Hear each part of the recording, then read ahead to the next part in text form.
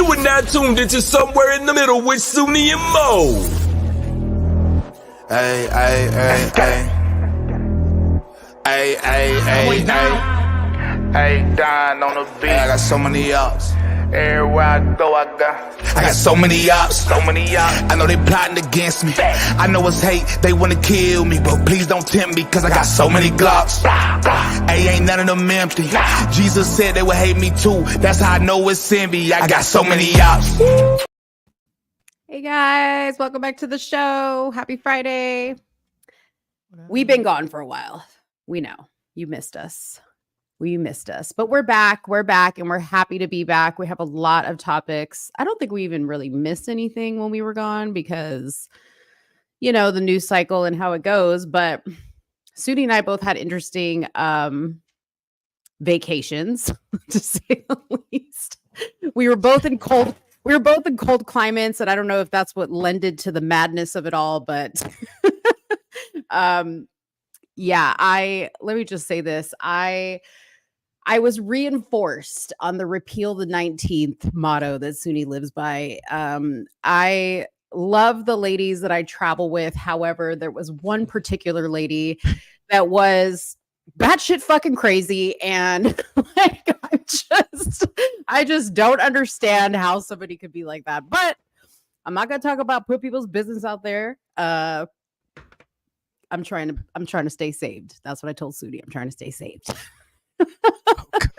Soonie's trying to stay saved. Yeah. You trying to stay safe too, right?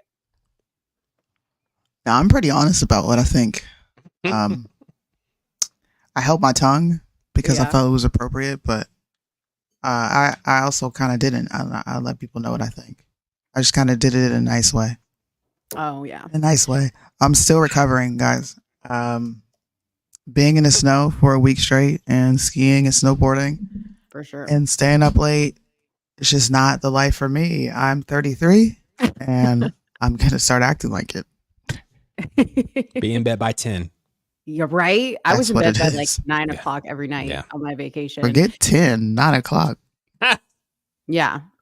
And pardon me, guys, if I'm still hacking up along and I'm breathing like a tree monster.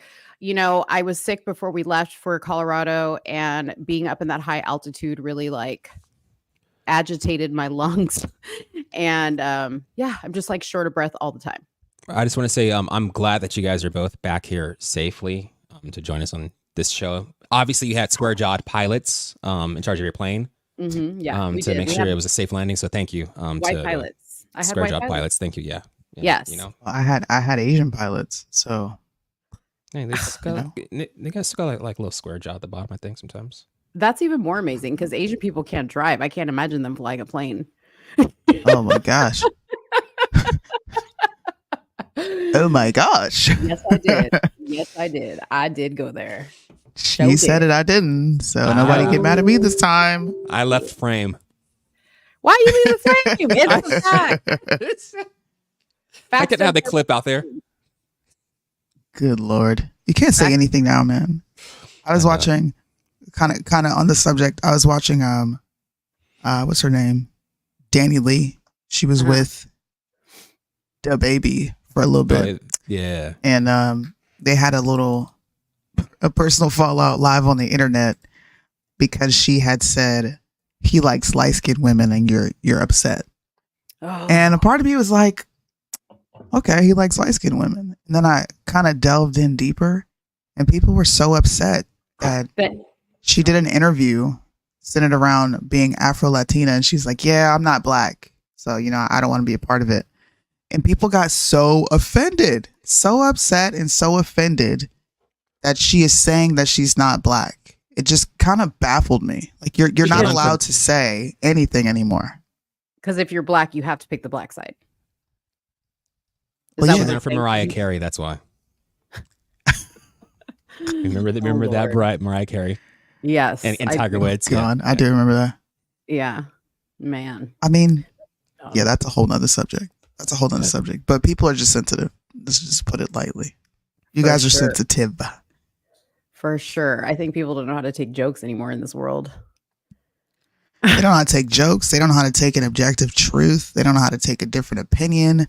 They don't know how to take a dissenting opinion. Nope. They don't know how to do much anymore. Nope. Everybody's soft. Soft. And speaking of inconvenient truths, did you know that Travis Kelce invented the fade haircut?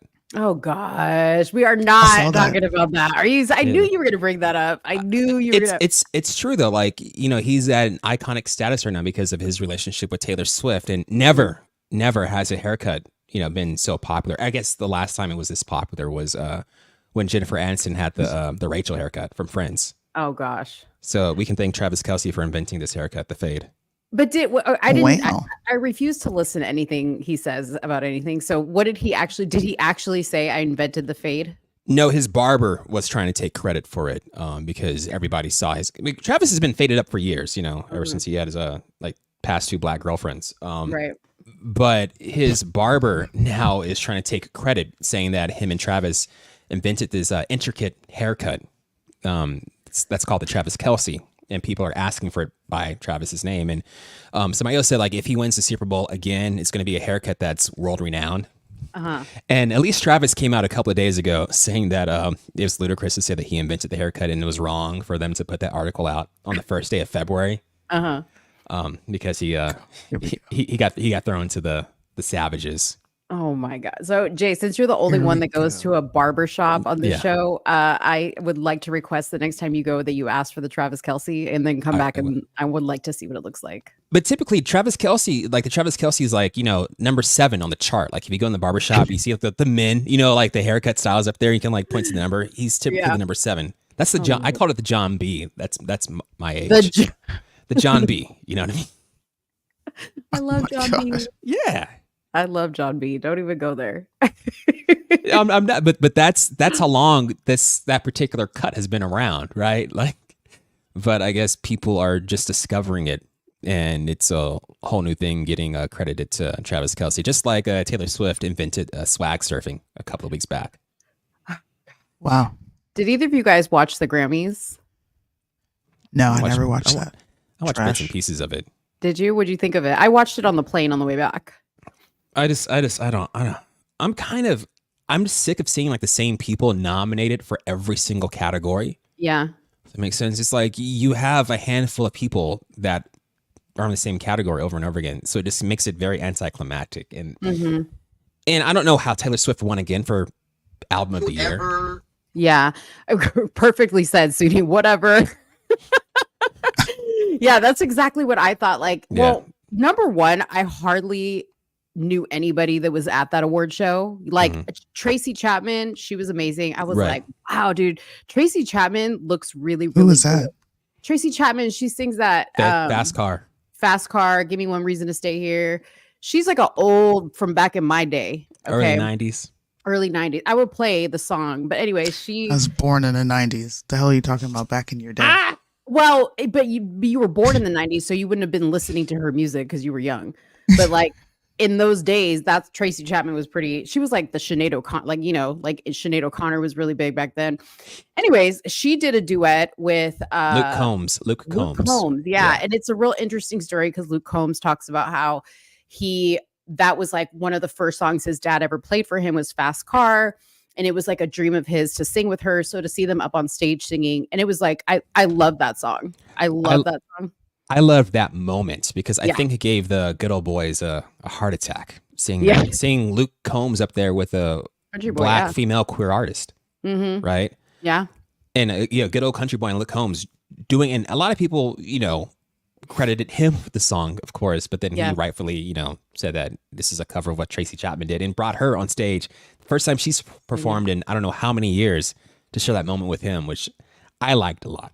Yeah. Personally. Yeah. That was very powerful. And then of course there was that, you know, the viral moment of Jay-Z winning album of the year. And people he got that humanitarian award thing. The Dr. Dre humanitarian award, right? Yeah.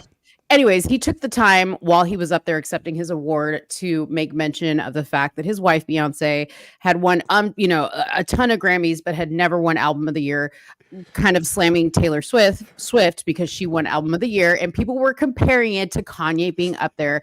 And I did not see the comparison. I was like, it's not the same thing. How's the only Did you see comparison. I did see it. They said the exact same thing. He just said it with more couth. That's it. Well, but here was my thing. Okay, when Jay-Z did it, he was up there accepting an award for himself. So he can use the time to say, I think, whatever he wants, right? And of course, that was his wife. Whether we agree with what he said or not, that doesn't matter. I don't really find anything wrong with him being up there and saying that. Kanye walked up while somebody else was accepting their award and interjected. It was like, I just want to say Beyonce had the best album of the year award and she should have won this award. His was a little bit less tasteful. I don't think what Jay-Z said was necessarily untrue. At the same time, I was just kind of like, get over it. She's won like 38 freaking Grammys. Like, give me a break. Who cares? So that was my thought on it. I really didn't think it was that big of a deal. What were you going to say, Jay? I think Jay-Z was speaking to the bigger moment of the fact that the last time a Black woman has won album of the year was in 1999 with Lauryn Hill. And anytime Taylor Swift puts out an album, it's considered to be the best. And she used her Grammy speech earlier in the night to announce that she has a new album coming out later on this year, which is probably going to win album of the year next year. But it's the same thing though. Like, people call Kanye crazy when he went on stage to bash Taylor Swift, saying that Beyonce should have won album of the year, back then, right at the MTV Awards. Same thing. Same thing in my opinion, saying that, that Beyonce should have won, or at least been nominated, right? Yeah. In that category for Renaissance, which I'm not a Beyonce fan at all, but yet when you see what's up there, and a lot of people who are fans of Taylor Swift said that her Midnight's album was not her best. I would know, because I didn't even know she had an album. I haven't listened to a Taylor Swift song in I don't know how long. Not since like that high school gym teacher song, you know what I'm talking about? Yeah. Cheer Captain Bleachers, yeah. Exactly. It's just dumb. I mean, we all know what it is. Everything's politics. Everything is, it is what it is. Those people in the room voting, they're not in the room voting, but like get their ballots in the mail and just kind of mark with what they're familiar with. Yeah. Anyways, okay, so let's go over the topics for tonight. While we're doing that, please make sure to hit that like button wherever you're watching from. If you're watching from somewhere in the middle, please make sure to subscribe to Somewhere in the Middle. If you're not watching from Somewhere in the Middle on YouTube, head over to Somewhere in the Middle on YouTube and subscribe there. That helps us out a great deal. For some reason, I have not even seen comments, which I don't understand. Oh, there they are. I just had to refresh. And yes, R.I.P. Tony Keith, Judy. You are correct. So I'm going to Toby Keith. Sorry. Did I say Tony? Oh, because she said Tony. I just read what was on the thing. I don't listen to Toby Keith, but R.I.P. All right. So today we're going to be talking about a lot of topics, but we have some like bigger topics, and then we'll kind of intertwine some of the other topics in between. But obviously, we're going to be commenting on the Putin Tucker Carlson interview. We're going to be discussing the Supreme Court potentially ruling on whether Trump will be kicked off the Colorado ballot. Doesn't look like that's going to happen. And people are losing their minds over that. Biden, he's had another great, bunch of gaffes and moments where it's a little concerning. It's becoming more concerning as to his mental capability to run the country. And, people even on the liberal media side are commenting on that. So we're going to talk about it because they are basically saying, he's too old to remember what he did with some documents, but yeah, he's good to run the country. And people are like, I don't know about that. And then I saw an interesting episode of The View where Sunny Hostin got the terrible, terrible news that her family was slave owners. And she is devastated. She's devastated because never in her wildest dreams as a Puerto Rican and Black woman would she have imagined that her family, who has Spanish roots, could have possibly owned slaves. So we'll play that little clip there. Then there was a clip from SUKI with the good coochie. I know Soonie loves talking about her. You love her too? Yes. Yeah, okay. I do. I figured you like these types of women. You the sexy women. I love me some SUKI. Yeah. SUKI, okay. I'm the goat. Well, Sukiana the GOAT apparently doesn't know she is a musician, and she got into a argument with Bobby Altoff from the Really Good Podcast when Bobby referred to her as a musician. She was a little bit confused, so we're going to play that clip. Then 50 Cent lashes out at Mayor Eric Adams of New York City about the gift cards that they're giving to the illegal immigrants, or they're proposing to give to the illegal immigrants. And Joy Reid had to comment on that.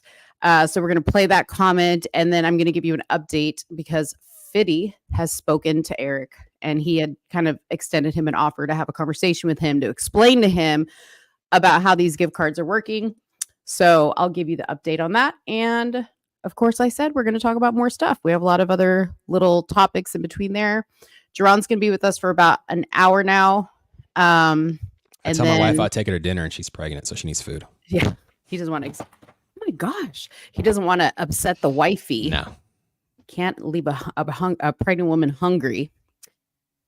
So where do we want to start? Since you're going to leave earlier, why don't you tell us what you would like to start with?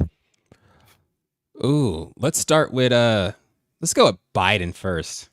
Biden and Tucker? Or no, yeah. Biden and Biden's mental capabilities. Yeah, let's go with that one. That's always a fun one. All right. Okay. So do you mind if I give a little? Yeah, go ahead. A little synopsis here. So apparently Joe Biden suffered the worst day of his presidency after a bombshell report found that the U.S. president had significant limitations in his memory. Lawyers who interviewed Mr. Biden as part of the investigation into the handling of classified documents said he could not remember the years when he was vice president or when his son died of brain cancer. An ally of the president said it had been the worst day of his presidency, telling NBC News, "I think he needs to show us this is demonstrably false characterization of him and that he has what it takes to win and govern." Another Democratic operative said the report was beyond devastating and confirms every doubt and concern the voters have about President Biden. That basically he is not mentally fit to run the country. They basically said, well, if they're excusing him as far as this, this testifying that he's doing on these documents, and they're saying, well, he's just too old to remember, then how is he not too old to run the country? That is what the question is. And I do have some clips on that if you want to go ahead and give us your thoughts, and then I will play some of the clips. No, you can play the clips first. You want to play the clips first? Yeah, okay. yeah. Spread out, yeah. All right, hold on one second. Mo wasn't ready. I wasn't ready. Okay, well, I'll say that 100% that his age is an issue, especially for those of us on the left. Mm-hmm. And had anybody but Trump been running against him, I think that'd be an opening, right, for somebody to come in and really exploit the fact that Biden is going to be 81 years old when he's running for re-election. Mm-hmm. So, I had this conversation earlier thinking that it's an issue, 100% it is, but people will go out to the polls simply to vote against Trump rather than vote for Biden. Not because Biden is not mentally fit to run the country. We can say that he's not mentally. We would rather have a corpse in the White House than Trump. That's how much people want to vote against Trump rather than voting for Biden. So, yeah, but the question is, though, do they want to vote against Trump because they're being told he's this terrible person and he's so bad for the country, or because they actually think he's bad for the country and we'd rather have a corpse?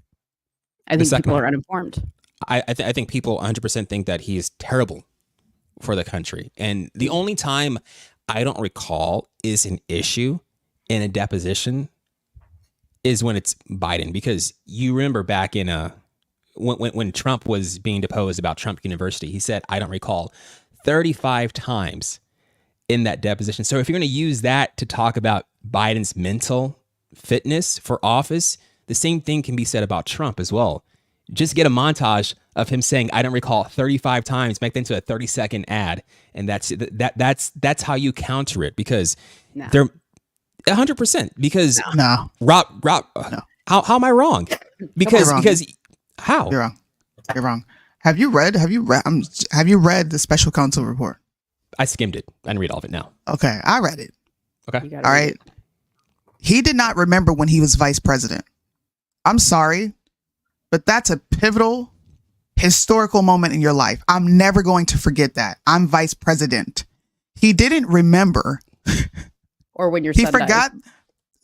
He didn't remember when his son died. Okay. He said thinks that his son died in a war. Your son died of brain cancer, not fighting in a war. And he sits on the stage all over this country and says this lie repeatedly.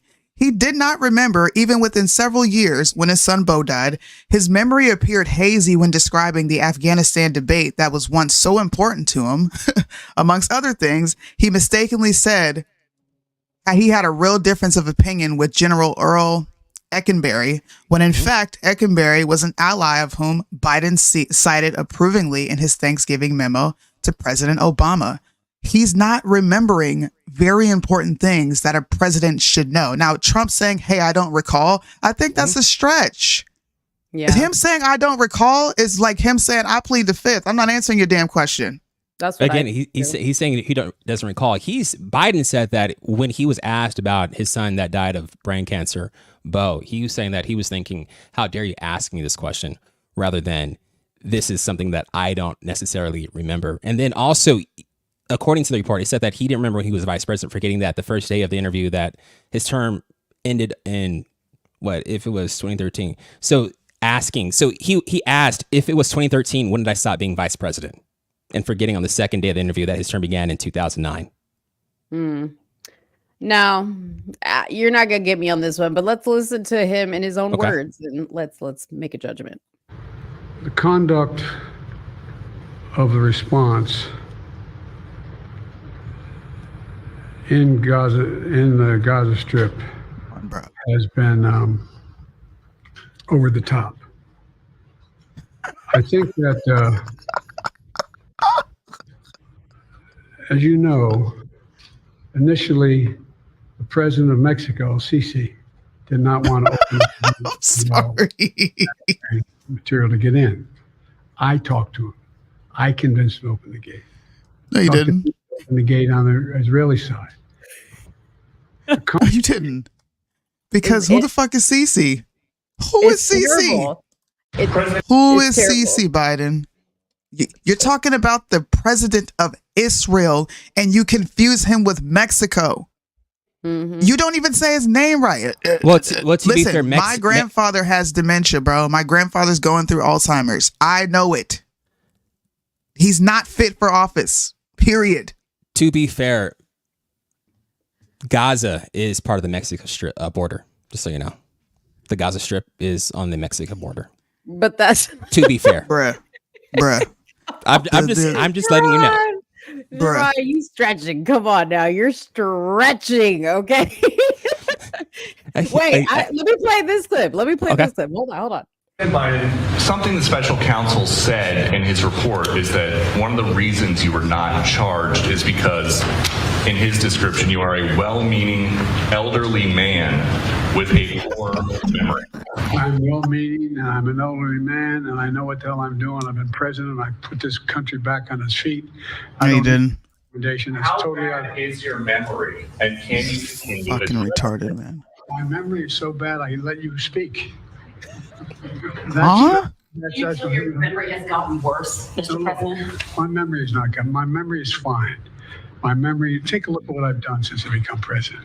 Mr. President. Voters have concerns about your age. How are you going to assuage them? And do you fear that this report is only going to fuel further concerns about your age? Only by some of you. Mr. President, criminal liability today. Do you take responsibility for at least being careless with classified material? I take responsibility for not having seen exactly what my staff was doing. That right there is a fantastic point.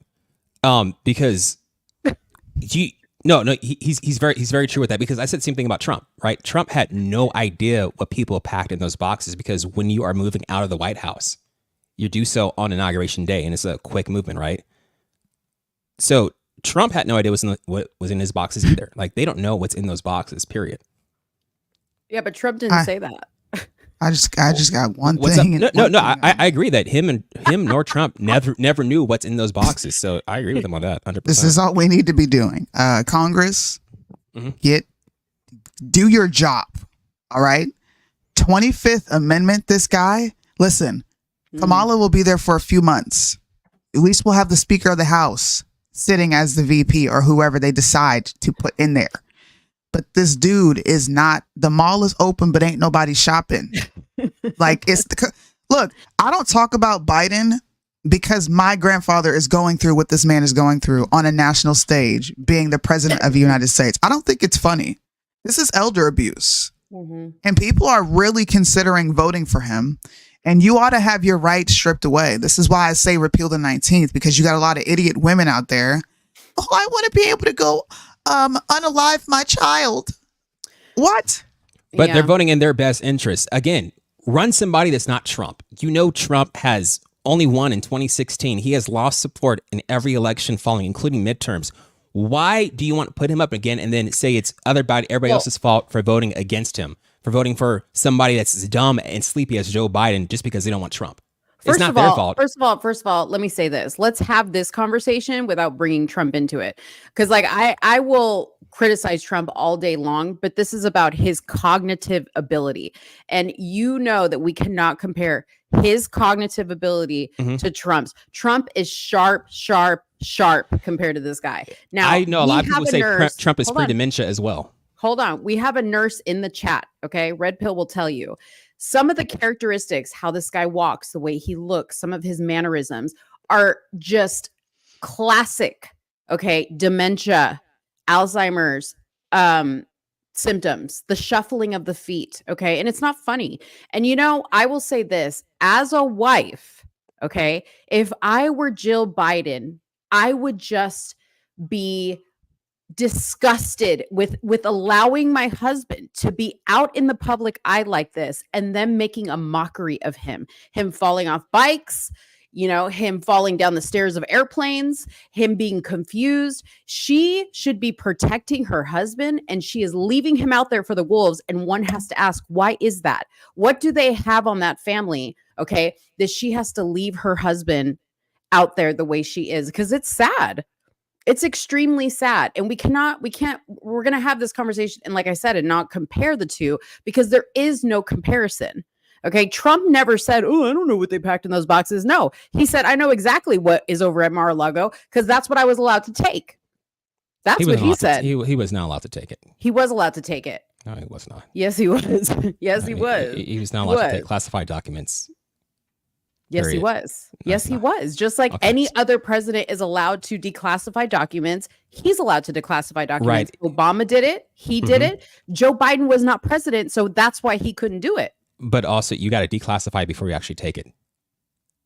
But the stuff was still classified. There's a whole process to declassify. None of it was declassified. It was still classified when he brought it in. If you look up the process of declassifying documents, remember when he said just the act of me saying I declassify these documents is enough. The process that is listed in the law that I read is very obscure. Okay, so that's why he was able to take them, because it's not a black and white, like I'm going to go to this person and I have to fill out this form and formally declassify. That is not how it is listed in the law to declassify documents. So, but it does say you have to be president of the United States. And that's where Biden messed up, is he wasn't president of the United States. What you got there, Soonie? Is it just some polls? This is what matters. What matters is you know, the temperature of the country. Trump's support has increased drastically in all these court cases against him, being twice impeached. I think Democrats are, I'm not going to be condescending, but you're not smart when you think you're going to crucify, okay, a man on a national stage. It's a fucking witch hunt. And you have had failed attempt after failed attempt after failed attempt. We can go back to Russiagate. We can go back to him saying that he had this unprofessional call with what's his name? The guy over in Ukraine. Zelensky? Vladimir Zelensky? No, not Zelensky. The guy before him. Poroshenko. Oh. Okay. Yeah, right. No, he didn't. In fact, Biden had very unethical calls with Poroshenko. We hear him on the call bribing him with loans. You get rid of this prosecutor and you have the loans. Yeah. We have this. This is out there for the public to view. Okay. His support is only going to increase because people, they're stupid, but they ain't that stupid. They're not. They can see what you're doing. It's a witch hunt. You guys have been trying to find something on this man since 2015 and nothing has stuck. Why do you think nothing is stuck? At some point, you got to give up this fight, man. Like it's like this weird high school popularity contest where you're not in our clique. So we're just going to make you feel like shit about yourself until you decide to quit. Trump supporters do that too, though. Trump supporter, and we talked about this before, because Trump supporters will do that to people like us that criticize Trump. You know, like where I'm a Trump supporter, but I can criticize him, and I get that same thing that you're getting, or that, you know, your side does to our side. It's ridiculous. I will say this, okay? This is what I think. So Kamala was their insurance policy for us not to impeach Biden. I don't think they really thought he was going to cognitively decline as fast as he did.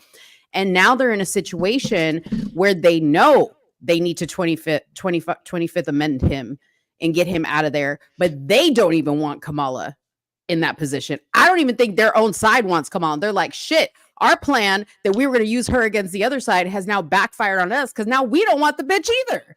Now what are we going to do? Now we got to leave him in there. You know, that's what I think. That's what I think. Nobody likes Kamala. I can tell you that much for sure. Nobody on the left likes her either. But we'll still choose Biden over the option being offered to us. That's sad. It's not sad. I still stand by this. I've said this many times on past episodes as well. A lot of people on the left do not want Biden to get reelected. Period. Full stop. However, what other possible option is being offered up to us? Something that we voted for against already twice? Then why do you think that we're going to vote for this guy all of a sudden the third time he's running? Right? Who is we? Because half the country said yes to Trump. Like why? This is my question to you. When did half the country say yes to Trump? I don't believe 81 million people voted for Biden. Sorry, throw it out. It's not what happened. How do you rule out a significant portion of this country and say we don't want him anymore when there is a completely different faction that's saying, actually, yes, we do? How do you rule out a significant portion of the country by just saying that you don't believe they voted for them? Voted for him? Because we have proof that they use mail-in ballots. This is not unheard of. It's completely legal to do it. No. Using mail-in ballots to win an election, there's proof of this. They use COVID to scare the fuck out of people to not even go to the damn stations to vote and send something in, which is completely, in my opinion, it's not even, what's the word that I'm looking for? You don't recall Trump saying, don't go and send mail-in ballots? You don't recall him talk? He spent the whole 2020 election talking about not to vote by mail. Okay. He told everybody not to vote by mail. My point. Don't vote by mail because it's not secure. Okay. It's not secure. I can send in your ballot. Matter of fact, we did a live show. You can go back and watch this on my channel. I did a live show where at least 20 to 30 people came up and showed that their dead family member voted in the 2020 election. This is not conspiracy theory. These things happened. Like, what the fuck? It happened. If you really think this bumbling fool who is known as a racist really won the black population over, I'm sorry. I'm going to start questioning your cognitive ability because that makes no sense. You can go ahead and question 100% because the same thing you say about Joe Biden is what people on the left say about Donald Trump, that he is a racist. Seeing what he did with the Central Park 5. There's no evidence of it. Right. That's an opinion. And there's no evidence. Right, and that's your opinion as well that Joe Biden is. What proof is Joe Biden a racist? 93 crime bill. He wrote legislation to lock black people up. He said he didn't want black people. Black pastors were asking for the 93 the crime bill, and they suck too because they're sellouts. So but are they racist then? They were against looking their for own kind. I would say they're traitorous. Absolutely. At that time, do you know what was going on when that crime bill was written? Okay, what was going on? I sure do. And I don't think locking people up for indiscriminate years is going to change the drug dealing habit or a drug problem. That's not how you reform people. Exactly. That's not how you reform people, but that's not racist though. That's policy being made to solve a problem. What about when he gave the eulogy at KKK Robert Byrd's funeral and said he was a mentor and nobody cares about that. Mm-hmm. No, nobody cares about that. 100%. Just like the left has, the right has Strom Thurmond, right? A devout racist. Dead, bro. but you can platform Strom Thurmond into the party and hold him up in high regard. But then all of a sudden, that? Who does what? Who uplifts Strom Thurmond? Those who the only time we talk about times. Strom Thurmond is when we talk about the switch that never happened. There was a switch amongst voters, but there was no switch in political factions. Both sides borrow ideologies from each other. That's the big switch. But that's the only time we talk about Strom Thurmond. If we're going to talk about anybody, we talk about Everett Durskin, who actually saved the Civil Rights Bill. I don't hear people talk about Strom Thurmond unless we're talking about the switch. I talk about Strom Thurmond because he got voted in multiple times. A devout racist getting reelected into the Senate under the Republican banner. So again, it goes both ways. You can't just point to something that Joe Biden did and say it's convenient because it's in your particular point of view. Whereas the same thing can be said from the left about people on the right. I don't know. All I got to say is to say, I know the guy is not a good president, but we're going to vote for him anyways, because we just don't like the other guy when there is no, I mean, listen, again, I will say, we will sit, Soonie and I will sit here all day and talk about Trump's faults. There are faults that he has, but the country was run better underneath him. He is clearly more cognitive. His abilities are more sharper than Joe Biden's. And to allow our country to go further down into a black hole just because you don't like somebody? Is it about liking somebody or is it about the betterment of this country as a whole? It depends on your personal view of what the betterment is. Because okay, so give me what your betterment is if you're going to vote for a guy that is clearly a hot freaking mess. Tell me what matters to you. I'd rather have somebody who's not on Twitter all the time talking every single morning. I don't want to have to worry about who's president. I don't care about what he has to say or what he wants to tweet out or who he's mad at today. I care about a woman's right to choose 100%. I think that is something that's important. That's going to drive voters in November. I also don't think that every single person that comes across the southern border is here to harm us. I think we should offer some type of aid within reason, right? So like, again, the discourse under Trump for a lot of people was negative. So they see voting against him as a positive because they don't want to go back to what they saw as a negative under Trump. Just like you think it's negative under Biden right now. So you want to go back to what you saw under Trump. You thought Trump was great. I don't think he's perfect. I can admit that. I'm not saying you thought he was perfect, but you said life was good under Trump. Yeah. People also believe that life was bad under Trump, which is why they want to vote against him. But believing it and it actually being a fact are two different things. Because like you said, you care for a woman's right to choose. Well, so does Trump. He says he's pro-life personally, but he thinks that every state should have the right to make their own laws. He wants to. He's not going to outlaw abortion across the board. He's not. He already said he wasn't. He literally said it on live TV that he's not going to do it at a federal level. Right. And he actually told the Republican Party to stop talking about it because you're not helping. So voting for Trump is not women losing their rights. It's up to the states, which is where it belongs. If the state says no, then take your ass somewhere else. 100%. I agree with that. So that's not a good point then. What do you mean it's not a good point? Well, because I'm saying like Trump sees eye to eye with you on that point. But he also boasts his role in creating this, what we have right now, it being a state by state patchwork of decisions. He is 100%. He's 100% proud of rolling back Roe v. Wade. Yes, it should be like a good thing. That's a good thing. And it's a good thing because you agree with it. Other people see that as not being a good thing. Because it's a good thing because it is how the country is supposed to work. They're falling in line with the Constitution. Finally, the federal branch of government should not have this much power. That is never how this country was intended to run. The forefathers, the framers, whatever you want to call them, they power in what sense, though? What do you mean? They get to determine what the states can and cannot do. That's the role of the federal courts. The role of the federal court is to interpret the Constitution. That is the role. To interpret. We're talking about the Supreme Court. That is their only job. It is not to say what states can and cannot do. It is to investigate what states are doing and make sure it is falling in line within the Constitution. If it doesn't, then the Supreme Court can step in and say, you're not in line with the Constitution. Here's why. We have our dissenting opinions. But giving the people the opportunity to vote for whether they want abortion there or not is not unconstitutional.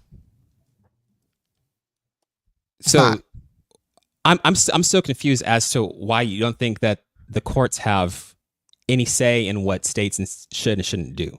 Because the Constitution does not allow them that power. Mm-hmm. That would be federal overreach. They can interpret. That's what they're there for. The Supreme Court is there to interpret the Constitution. Right. And make sure that we are following. It's the highest court in the land. But when you interpret based upon the Constitution, that is going to fall in what states can and cannot do. Which falls in line with the Constitution, which we're okay with that. It's not adding up, because that's why people run to the Fifth Circuit of Appeals, right? Or run things up through Texas, through the Fifth Circuit, to ban things like the Affordable Care Act, or even the ability to access abortion pills through the mail, right? So again, that's the federal court coming in those decisions, outlawing things that have been on, but their FDA job clearance. is to make those rulings based on their job to interpret what the Constitution already says. It is not their job to rewrite what the Constitution says, which is what they would be doing if they made the decision that you want to make. That's what we're trying to say. It's their job to interpret the Constitution, not to rewrite it. I agree, but it was also, they found constitutional backing in the Roe v. Wade decision, right? What do you mean they found constitutional backing? They found the loophole. What loophole was it? Was it the 14th Amendment? It was something. Something to that effect. I can't remember. They justified it based upon the Constitution. So they interpret the Constitution in such a way to come to that verdict. It still falls in line with how the Constitution works. The Supreme Court did not ban abortion. They said, we're going to remove it from a federal level and we're going to give it to the states. Much like they should, because that falls in line with the Constitution. If the states want it, you can have it. If you don't, you don't. There is a state constitution and a federal constitution for a reason. Every state has their own constitution. We are not supposed to be governed by the Fed. Like, there's checks and balances for a reason. I'm a small government type of woman. All right. Right. I'm already too close to the Fed than I want to be, because I am a military spouse and everything that happens at a federal level happens to me first. So no, living under this for almost, what has been 12, 13 years, I would much rather have a state advocating for me in which I have more control over, because I get to vote for who is operating at a state level, at a city council level, and I get to have my voices heard. My voice is not heard at a federal level. I don't get to decide, hey, I don't want to wear a mask and this is my right, because you know what the Fed says? You're going to put this damn mask on, or you're not coming on base. Your kids are not going to school. You can't shop at my stores. You can't do anything. So you're either going to comply or you're going to get down and stay down. It's that simple. I don't know anybody who would want those two choices. I don't know any American who would want those to be their only two choices. As a matter of fact, it's not a choice. It's me telling you what you're going to do, or I'm going to make your life hell.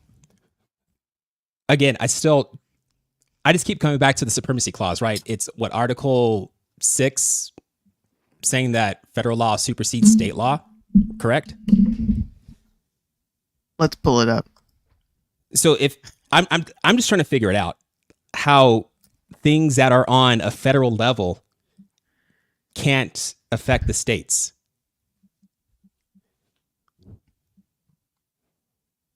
Supremacy clause of the Constitution, article establishes that the Constitution and federal laws made pursuant to it, treaties made under its authority, constitute the supreme law of the land, thus takes priority over conflicting state laws.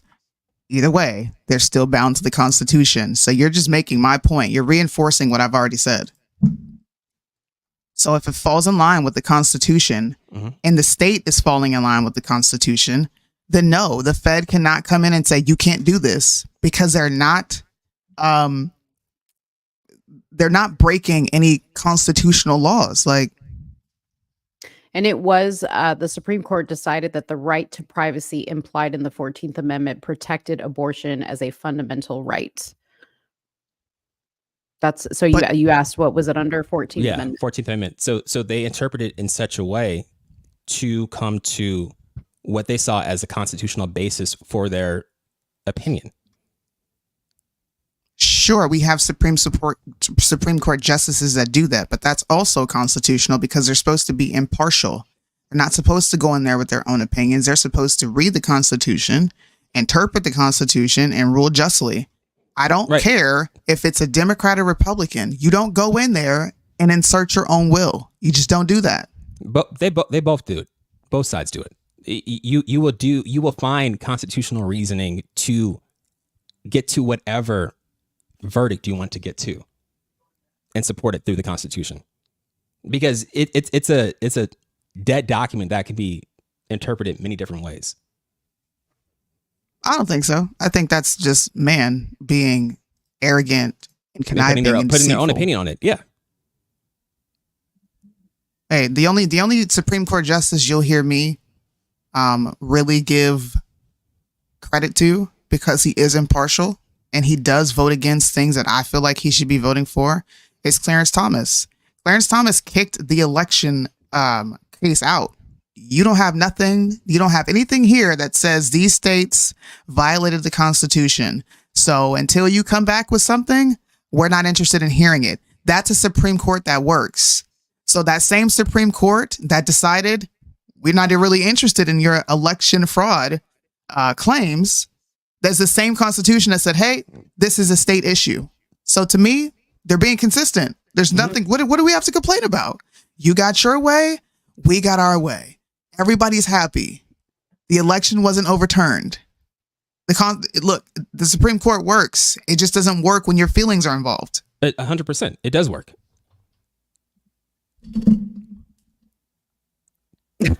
It does. I agree with you. Like, I don't know where you want to go with this, but like when we were taught that you're talking about the Colorado electors case. I know you're talking about the election fraud case. Well, that's stupid too, because the Colorado case, you're going to take someone off the ballot because you don't like them. Like, no, you can't. Okay. Yeah, you cannot do that, because it is not, in that case, it's not up to the states to decide how they want to disperse their electors or remove somebody from the ballot in a federal election. You're talking about the Colorado trying to remove Trump from the ballot. Mm-hmm. Yeah. Mm-hmm. Yeah. I mean, I had said that on a few shows back. I said, I don't agree with that. No. I wouldn't agree with it with Biden. I wouldn't agree with it with with a candidate I don't like. Right. So yeah, I mean, it looks like and again, going back to Sootie's point, the Supreme Court is doing its job. And I hope it's 9-0. It might be 8-1, but I hope it's 9-0 though, because hopefully that this can be a moment of like putting political ideology to the side and just interpreting the law as it should be. Mm-hmm. Because it talks about engaging in an insurrection. First off, you got to be convicted of that, right? And there has to be something there. There was nothing there, and he wasn't charged with insurrection. Correct. So you can't just make up whatever law because you don't like, or you can't just base upon, you know, whatever political decision you want to come to based upon, you know, in the Constitution because you don't like the person. Right. Yeah. So hopefully it's 9-0. It's interesting that this particular issue also centers on Section 3 of the 14th Amendment. 14th Amendment is quite popular with these. Quite popular with President Trump, you know? Hey, look, I'm not a fan of Trump. I don't like Trump. I don't like the fact that he's so cozy with the queers. I don't like the fact that he's so cozy with the idea of women being able to unalive their children. I don't like a lot of things about the guy. But what we can't deny is reality. He is gaining momentum. He is gaining popularity because this president that we have in office sucks so freaking bad. So much so that you got loudmouth Stephen A. Smith talking about him getting reelected in November because the guy's going to win. I hope people listen to this. Tell me what you think. You can pick and choose. What it came down to for me is this. I see homeless folks in the streets of New York all the time that are American citizens. I damn sure see them in California. We've got poor, impoverished, starving people who were born and raised in this nation. How in the hell do we come up with a $53 million pilot program for illegals, but folks who are here legally are born here, we don't have enough of them? Just like we could come up with billions for Ukraine, but somehow, some way, we can't fix the homeless problem. I'm down for helping Israel. I'm down for helping address the situations with the Israeli-Palestinian conflict, okay? I'm down for helping the Ukrainians and fighting off Russia. What about poor and desolate citizens here? How the hell do you print money for foreign countries, but you don't print that money to help eradicate folks that are starving right here in the streets of America who were born and raised here? Mm-hmm. This is what I'm talking about. And so when you have something like that, what's the one way to eradicate it? Yes, you got to have a flourishing economy. Yes, you can't have inflation. Yes, you can't be on the verge of a recession. Milk don't need to cost $7. Bread don't need to cost $5. Don't get me started with how much sugar costs. Hey man, loudmouth Steven is about to have all black folks looking at Biden a little different. You already got Charlemagne. When is Trump coming back? Man. We had the Breakfast Club very early on. You know what it sounds like to me? Trump. You know what it sounds like to me? We got a cure for Trump derangement syndrome on. Yeah, just give him a shitty economy and say, you want Trump back? Yes or no? Yeah. Well, there's another person that has something to say who was, you know, notoriously a Trump hater, and that is Michael Rappaport. Let's hear what he's got. Here's why I think you're going to vote for him this time. Because you've seen what happened under his first term. Oh, I can't stand this dude, man. And he's got the mean tweets and he's orange, but life was good. There was no wars. The economy was going good. But damn, he's annoying to look at. But you also can acknowledge that the media had a major role in a major role in that. When you take a step back. Yes. You also acknowledge that. Because I will also acknowledge that, you know, that one thing about the Charlottesville that I ranted about. Yes. And I was wrong. About the both sides thing. Yeah. Yeah, and I respect so irresponsible. And I respect the shit out of it. Wait, let me hear him out. Hang on. Yeah. Go a little bit more. What do you mean by that? You were wrong on that. No, because he said the both sides, you know, there's good people on both sides. And when you see the full quote, that wasn't what he said. And you know, I ranted on him hard for that. Mm-hmm. Hard. There's some video about it, whatever. Yeah. I mean, I ranted hard because I was like, what are you talking about, man? Because you got played. And here's what this is why I think you're going to vote for Trump. Shut up. Much like me, much like many people, independent thinkers, not the sheep, realize we kind of got played a little bit. Yes, Trump ain't exactly the smoothest character. He's not Jesus Christ. No, but he actually, his policies and who he has around him are way better than what's going on there. And here's my final point. You see what's going on with the border. You see what's going on with the wokeness. You see what's going on with culture wars. And you see what's going on with actual wars. Yeah. Specifically, you see who the Democrats have exposed their hand. especially the progressive left. You see what's going on between Israel and Gaza. You have 3 starved eyes on your chest right now. And as someone who is a proud New Yorker your whole life, you see what the Democratic Party has turned into. This DEI, ESG, woke manifestation of ridiculousness, intersectionality, decolonialization. You're looking at that and you say, you know what? As much as I can't stand big dick Donald Trump, you said it. At least he's fucking normal. At least he doesn't want to turn my boy into a girl. He's normal. Well, yes. At least he doesn't want to turn my boy into a girl. Yeah. At least he's defending Israel, not the fucking terrorists. And at the end of the day, I'm a reasonable person. Yeah. So like you said initially. First of all, the latter part of his speech was total lies. Yeah. Just here to tell you guys, I'm going to be objective.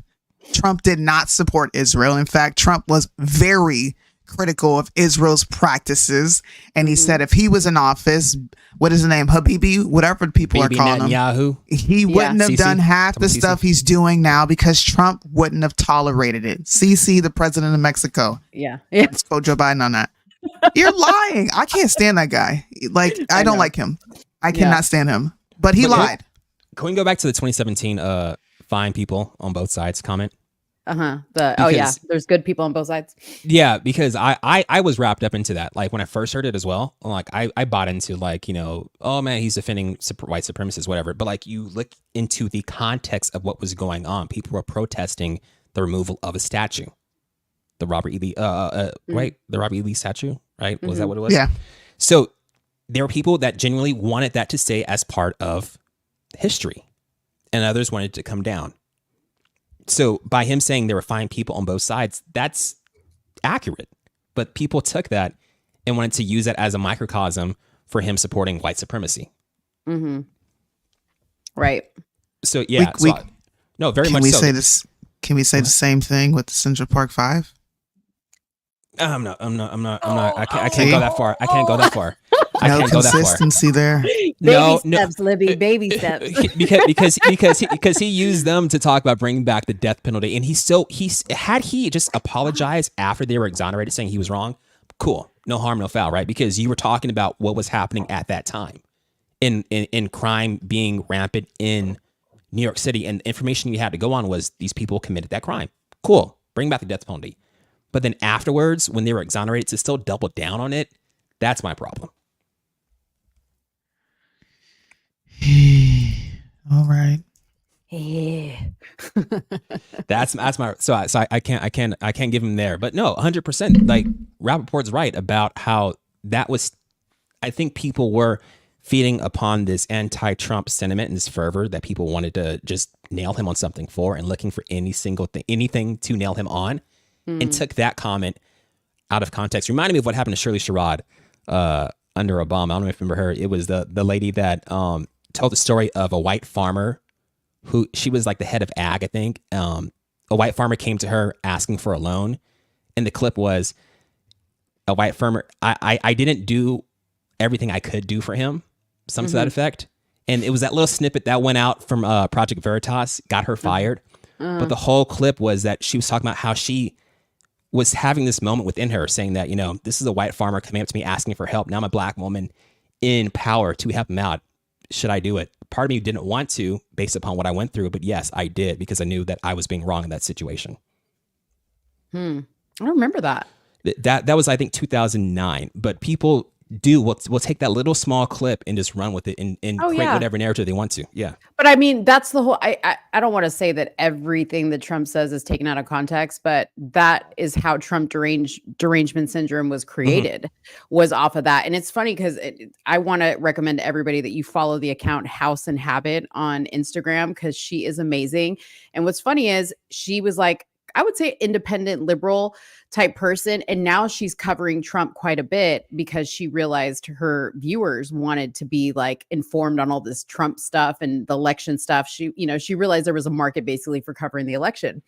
So as she started covering it, she said, I had to start watching a lot of Trump speeches and go back and research, statements that Trump had made so that she could be posting accurate content. And she's like, I realized that everything we were shown about Trump, as far as things that he said that were just these inflammatory statements that were put out in the media, were wrong. because they were just these little clips, and that's not what he said at all. And, you know, it's a shame. It's a shame because people want this short form content. I saw it yesterday with the Putin Tucker Carlson interview. There were so many people that are like, this interview is boring. And I couldn't even sit through the beginning when he was giving the history lesson. And I was like, you know why? Because people don't have the patience to understand what he was doing there. He was giving a very pertinent history lesson. I was one of those people then. You were one of those people? I was one of those people. I could have the first hour of it. I was like, this is so boring. You really thought it was boring? I didn't.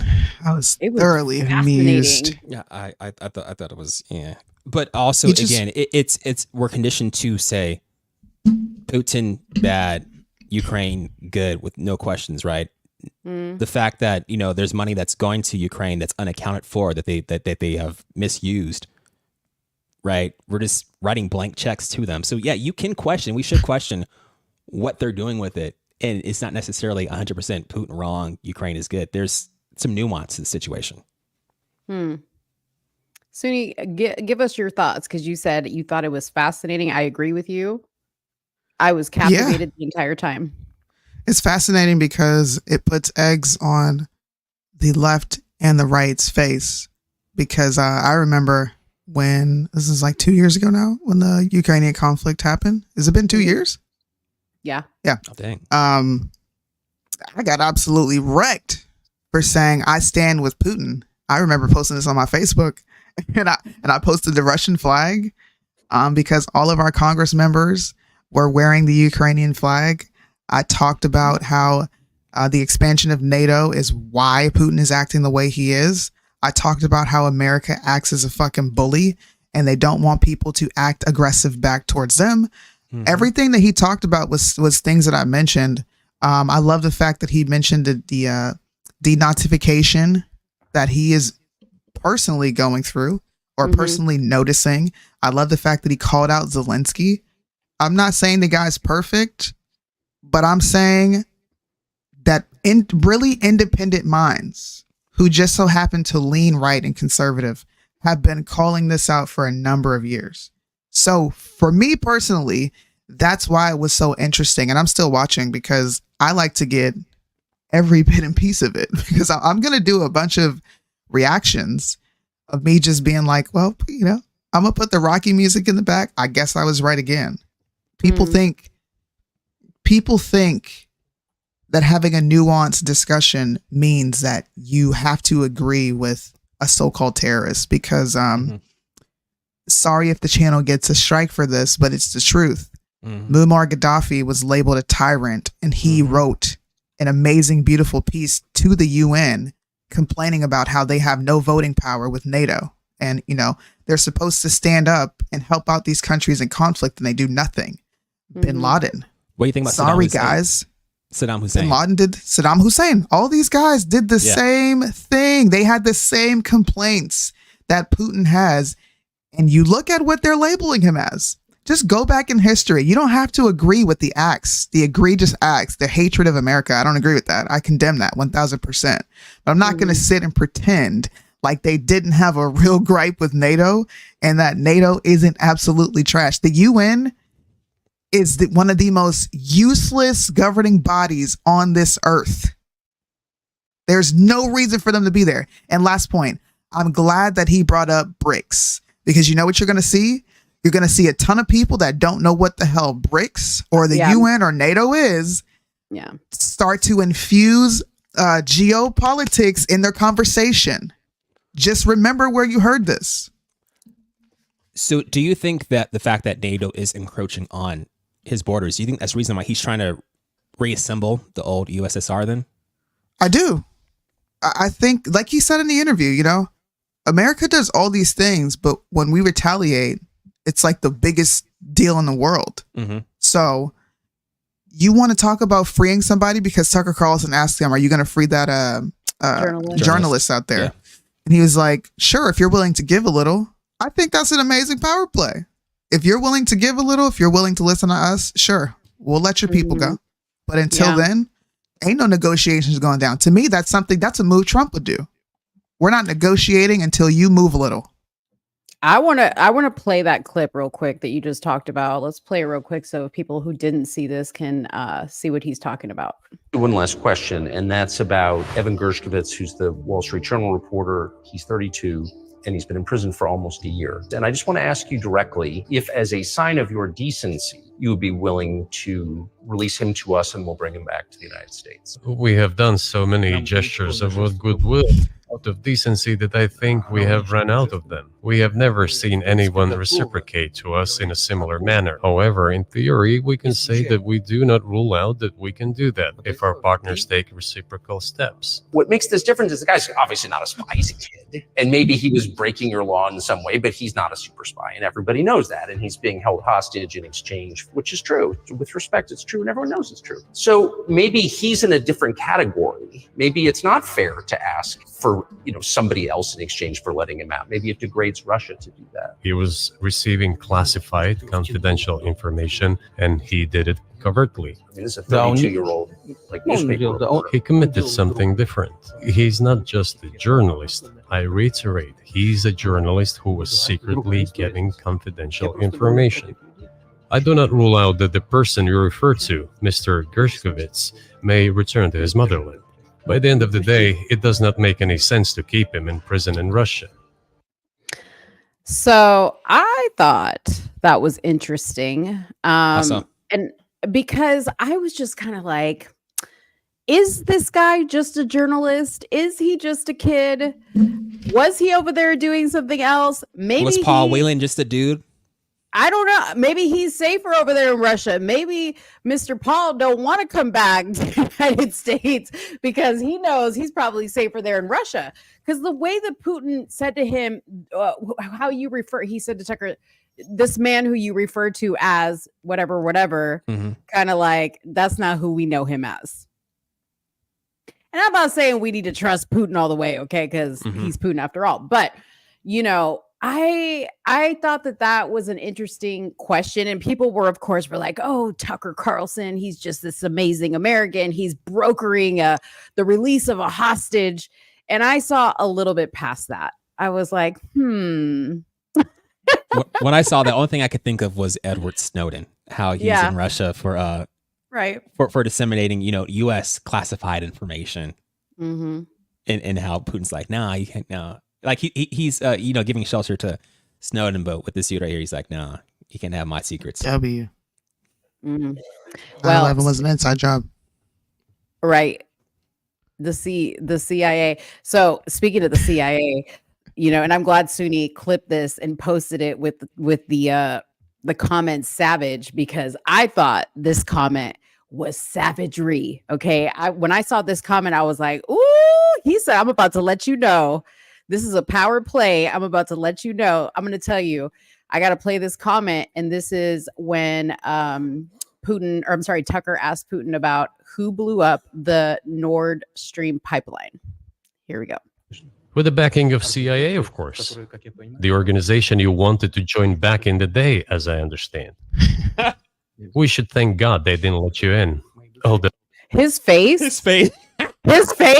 Like, he's like, like when your mom asks you a question and you're like, I know she knows the answer to this, and if I lie to her right now, like, little tuckums. That was his face. So it is a serious organization. I understand. With the backing of CIA. Yeah, when he said, I understand, dude, the whole body language there, I was just like, damn, Gina. Damn. So who blew up Nord Stream? U.S. Oh, was it us, Ukraine, or both? I thought from the very beginning it was us. It was either us or Ukraine or both in tandem. Well, and Putin made a good point. He's like, you got to look at who has the capability to do so, and whose interest would it be to blow it up? Exactly. Yeah. Exactly. I mean, what's made it clear to me is clearly, I don't know, whether either this guy is an extremely great actor, it could be a little bit of both. But Putin. Okay. I found him extremely sincere in this interview. Okay. Real. I didn't get the impression that he was putting on for anybody in this interview. I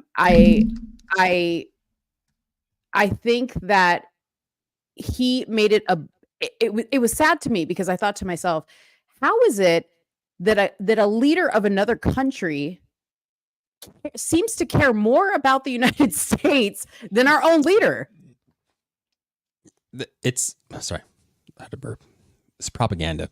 That's what he wants you to believe. He wants you to believe that, same thing that people in Russia can say about us. We care more about Russians, living under Putin than he does about his own people, about, getting the sanctions lifted so they can live freely. Right.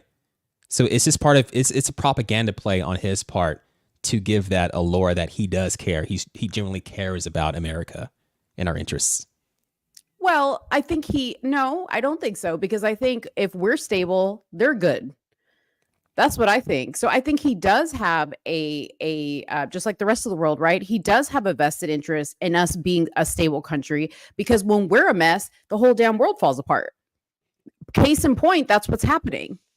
But, to me, he made it very clear that I'm more than willing to have discussions with your president, which, by the way, he said I have not spoken to in I don't know how long.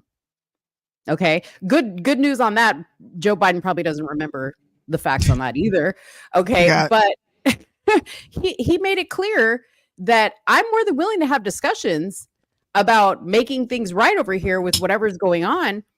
But it doesn't seem like your country wants to have discussions. It doesn't seem like your country has a vested interest in ending this war. It seems like your country wants to keep on going. And it seems like that to me before I even saw this interview. To be fair, Joe Biden did talk to the Russian president. He said he had a conversation with Mikhail Gorbachev yesterday. That's his best friend. Exactly. I don't know. I mean, I thought it was a good interview overall. And I agree, because like once we move past this whole, idea of like black and white, right? Like, if I don't like you, then everything you say is wrong. Or, if I like you, everything you say is truth. There was factual stuff inside that interview between both Tucker and Putin that came out, Mm-hmm. So yeah, like Soonie said, it's very nuanced. Yeah, absolutely. So I'm going to play a couple more clips. I think I have one or two more clips here from the interview. So this was a clip where Putin reveals which world leader crushed the Ukraine peace treaty. I think at this point, as of February 2024, he has the latitude, the freedom to speak with you or your government directly about putting an end to this, which clearly isn't helping his country or the world. Can he do that, do you think? Why not? He considers himself head of state. He won the elections. Although we believe in Russia that the coup d'etat is the primary source of power for everything that happened after 2014. And in this sense, even today, government is flawed. But he considers himself the president, and he is recognized by the United States, all of Europe, and practically the rest of the world in such a capacity. Why not? He can. We negotiated with Ukraine in Istanbul. We agreed. He was aware of this. He even put his preliminary signature on the document I am telling you about. But then he publicly stated to the whole world, we were ready to sign this document, but Mr. Johnson, then the Prime Minister of Great Britain, came and dissuaded us from doing this, saying it was better to fight Russia. And we agreed with this proposal. And the fact that they obeyed the demand or persuasion of Mr. Johnson, the former Prime Minister of Great Britain, seems ridiculous and very sad to me. What do you think about that? Do we have any thoughts on that? Do we care? Do we care? I mean,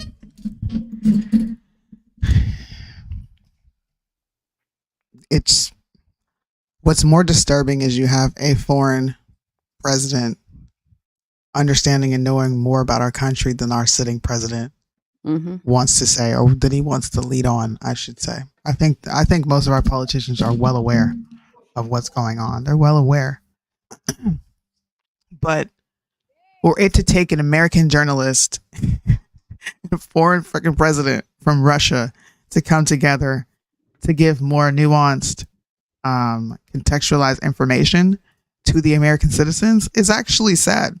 We're in a really sad, disturbing spot in this country, but we're also in a good spot And I'm happy because that means independent journalists get to finally have some shine outside of legacy media, bro. Legacy media sucks. They're only there as a parrot for Republicans and Democrats. There is no independent voice in this country. That's why they call you the silent majority. It is time to stop being silent. Yeah. For crying out loud. Please get loud. Please.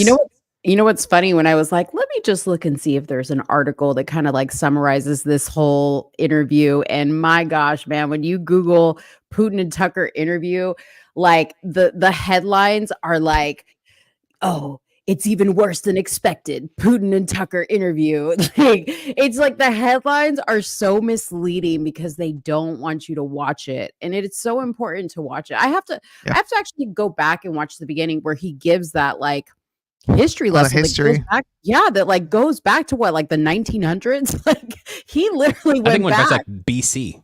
Yeah. Somewhere back when. Yeah. I was like, man, this guy should teach a history class or something. It was fascinating. The only thing I didn't like about the history lesson per se was the fact that I don't know if he is using it to justify his current actions that he's taking against Ukraine, because I mean, to me, that if anybody has historical claim to lands, if we can get into a conversation, that will get a strike. You know what I mean? Like, yeah. I'm freezing. Yeah, you cut out. I'm trying to hear what you're saying because I guarantee you we're probably going to disagree. They are cutting you out. They already. I have no problem with what Putin is doing. You have no problem with what Putin is doing? No. Well, it's I'm not hating on Putin. And I tell you what, I was watching this interview and I was like, man, I sure wish Tucker could get Hitler in the chair. Because I'm trying to find out what really happened. Because I'm still stuck on the fact, okay? I just asked Dave this yesterday. I said, has anybody ever asked the question why a man who didn't have blonde hair and blue eyes was supposedly trying to kill off people who didn't have blonde hair and blue eyes because they weren't the superior race? Has anybody really questioned that? Because I'm starting to think. No. I mean, I'm not saying Putin is innocent. I'm not saying that he doesn't have his tyrannical moments, okay? And I'm not saying that about Hitler. All I'm saying is if there's one thing that this interview taught me, it's that we're not getting the story the correct way. And I think that's what the significance of him going as far back in the history, not to justify what he's doing, but to kind of show us you ain't getting the story that you should be getting. Well, I'm just saying. Is he back? I don't want to cut him off. I don't know. Jaron, are you back? And I'm sorry for all this noise. I keep my uh-oh. I kind of talked about this a long time ago on my Instagram where I would do revisionist history lives. Yeah. I don't know if you remember this. Yeah. And I would tell people, like, you ever question why there's only one line of thinking in American history? And anytime you go outside of that one mainstream thought in American history, you're automatically deemed some sort of like extremist or something nutty. I remember, I'm not going to say it on here, but everybody knows what I said on Instagram Live. It was like 3-4 in the morning. And I just blurted it out. And Tyler Bluntman, this is the first time I had him shook, scared in his boots. He was like, yeah, he calmed down so quick because most people don't know where to go when you mention that name Hitler and you have something positive to say behind it. Right. They don't know what to do. Yeah. They don't know what to do. So I think Americans should re-examine a lot of history that they were taught in school because we go through what's called a compulsory education.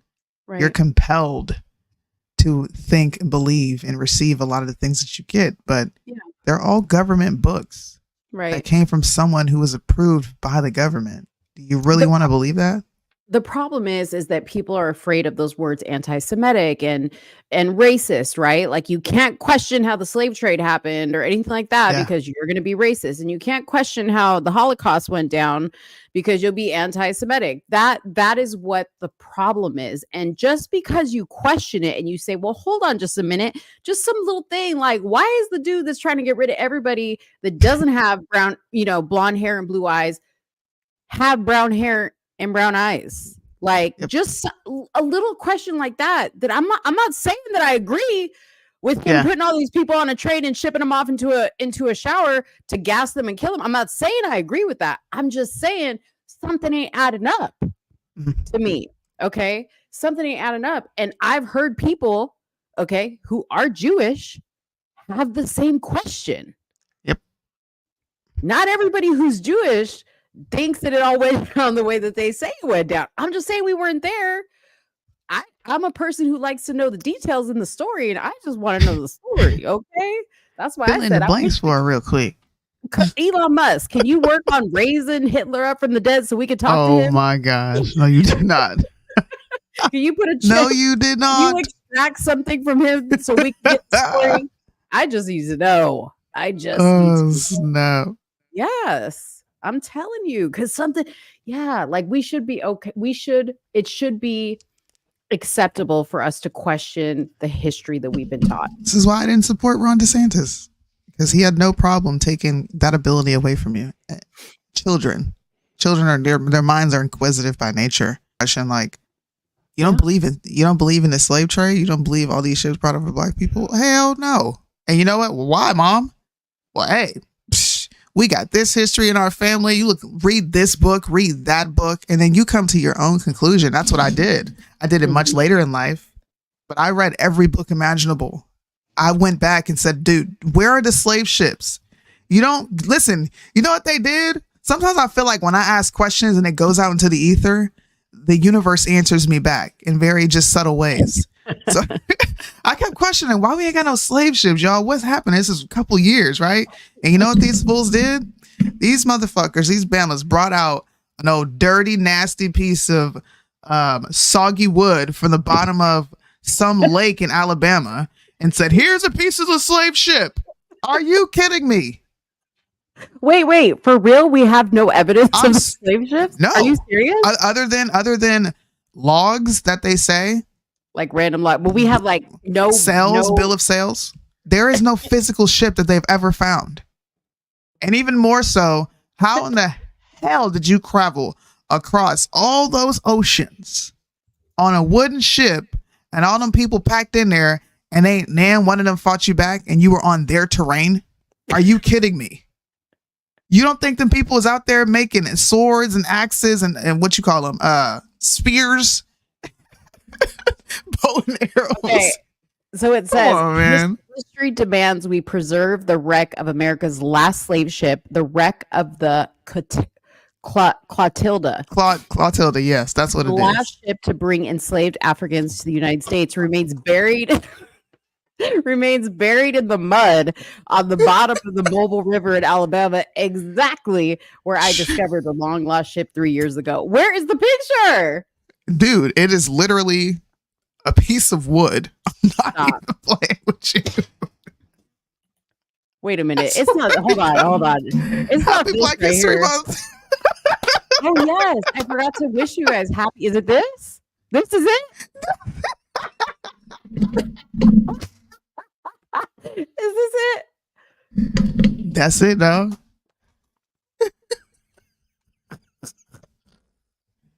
Stop. Not even playing with you. I watched the documentary. I watched every documentary on this Clotilda piece. I'm not playing with you. Oh, not Lord. Playing. Oh, Jaron's back. Welcome back. Thank you. I forgot to plug in the computer. I thought maybe your wife came and like snatched you out of the room and was like, "We're gonna go eat." Oh no, I smell something baking in the oven downstairs. So I think she decided to make a pizza. Oh no! Do you have to go? You can go. I'll be fine. I probably have like another 15-20 minutes. We don't want Mrs. Jaron to be mad at us. It's she already is upset that I got her. I locked her down. I was the only man. You better to do sleep so. with one eye open. I know what it's will. like to be pregnant and hungry. She's gonna be on your neck tonight. Can we before we move on? Can we just I forgot to ask. What's the name of Tucker's show? I think it's just called the Tucker Carlson Show. I thought it was Tucker on X. Tucker. Well, no, because he's got the Tucker Carlson website where you can watch his stuff, but X just streams it to there. Because I thought I heard him say his show is Tucker on X. I'm like, that sounds just like a party. It's like yeah, come on, Tuck. Actually, when you think about it, that's pretty genius. Tucker on X, hell yeah. I'll tune in to watch that. Right, me too. I'm there. Sounds like a good ass time. Yeah. By the way, I found the full picture of the ship of the Clotilda. It's right here. It's just this long piece of wood is all they have left of the ship. We know that's the ship, Hal. I want to know. You found that and said, "Here go the slave ship." From where? Soonie, they know it's the ship because Joe Biden actually had a friend on it. A really good friend. Clotilda. He knew Clotilda. Okay, did you know? Him and Clotilda. He knew Corn Pop too. Shoot, Corn Pop, Clotilda. He knew all of them. Is it Clotilda? I'm sorry, Clotilda. You say Clotilda.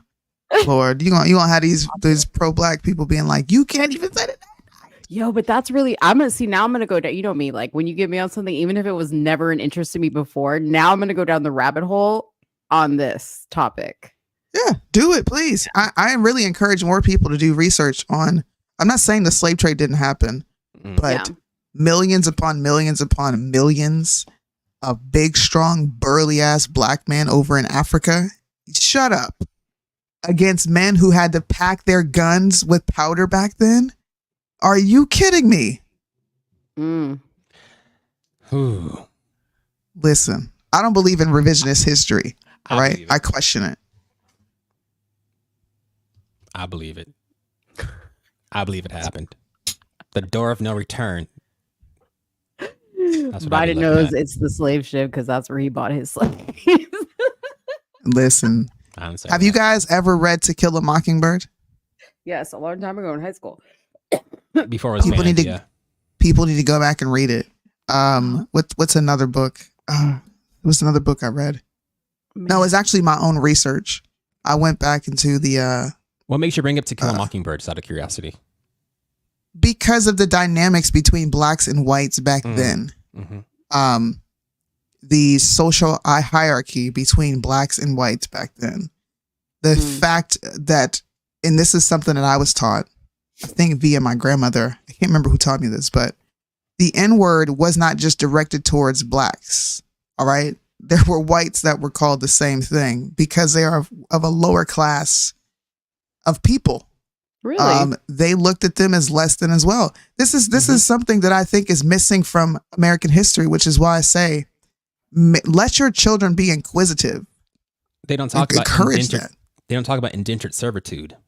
No, they don't. They just talk about chattel slavery as if that's the only form of cheap labor that existed back then. No, it's not. I'm sorry to break it to you. And I don't believe we all came over here over a ship. I know for a fact my folks were here.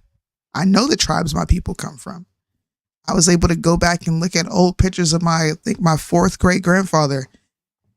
And he don't look black. In fact, on his on the census before they started labeling everyone black and white, just in case you didn't know that, that's a more newer concept. It was either native, mulatto, or white, or what word was it? I can't remember what they categorized whites. I have to pull the documents back up. It wasn't. People need to go. No, people need to go do their research. There's nothing wrong with thinking outside of the box, and there's nothing wrong, especially black people. All right, we were more than fucking slaves, dog. Way more than that. What'd you say? I thought I had it. I was asking if she's talking about the 1860 census. No, it was 1700s. Okay. Way before then. Okay, never mind. Only 1860. Pro-segregation. Hey, I'm not opposed to it. Repeal the Civil Rights Act. Let's go for it.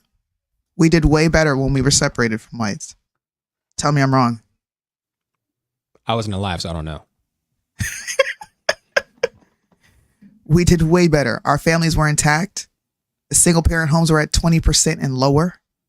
We worked harder. We had drive. We created our own cities, became doctors, lawyers, were elected into office. All these things were happening prior to Reconstruction and after, and it didn't stop until the government came and stuck their nose into people's businesses because, yes, they had a major hand in rendering a lot of Black people jobless. They did. So good intentions have bad outcomes. I don't believe in solutions. I believe in trade-offs. And more people need to adopt that mindset. We were doing good until, people came and started ruining everything we built up. Not talking about the government either. Yeah. See, I'm too far removed. I'm 33. My mom was born in the civil rights era. Her mother was born during the whole, racism, Black codes. My grandmother was around when there were still plantations. In fact, her family owned and lived on one. So that emotional connection is not there for me. It's kind of like you are slapping so many people who came before us in the face by saying, well, they tore it down. Well, rebuild it. Stop talking about the most egregious, traumatic parts of history that you yourself, and I'm not talking to you personally, but you didn't physically go through it. So who the hell do you think you are to pick up that mantle and throw it on your back and you think you're carrying something around with pride? It's disrespectful. But it's it also disrespectful. It has a ripple effect though through generations, right? Because that also signifies wealth, right? So you have the opportunity. You've been building things up only to get it torn down to rebuild it again. You don't have the opportunity to keep it established to pass down generations. Not even to take into account, the fact that people really can get loans, right? Lending is a big thing to prevent our community from being built up. So I don't know. I think it's just a lot. A lot. We need to be better with money. Oh, very much so. First thing we want to go do is go. It. The Jewish dollar stays in the Jewish community, I want to say, for 7 days before it ever leaves it. So it circulates amongst our own community before it leaves it. Black people want discounts. Yeah. Can I get a discount on that shirt? I got people ask me that all the time. You can't, bro. Your hoodies cost a lot. Can I get like a code? No, nigga. Pay the full price that you would pay Gucci. What the hell's wrong with you? 100%. Because but you're the homie though, right? So they can't support you, but they'll go support like you said, these designer labels because they see value in that. Oh man. No, you're right. No, you better pay for my hoodie. You know how long it took for me to come up with this stuff? By the way, thanks for the code. Soonie, they don't sell your hoodie at Rent-A-Center. No, they ain't got my hoodies on Rent-A-Center for rent. You can put it on layaway and purchase it over. You can, what is it called? Finance a Soonie hoodie if you would like. Yeah, right. In 6 easy payments. Actually, you can go through the what's that pay program now that they have Affirm, or they have like Affirm, or like those ones where you could like pay it over time. You can do that. Ridiculous. How much is a hoodie, Soonie? You still gotta qualify. My hoodies? Yeah. They run 40, 45. That's not that for a hoodie. That's not a lot. Yeah. I know. We actually hiked the price down so that people felt more comfortable spending with us, but Yeah, no, that's not a lot. Yeah. Do you do layaway? Nope. You do layaway. Better come out your pocket. See, here we go. Here we go with the Absolutely layaway. Well, not. This is a good transition into the next topic, which is The View, Sunny HOSTIN.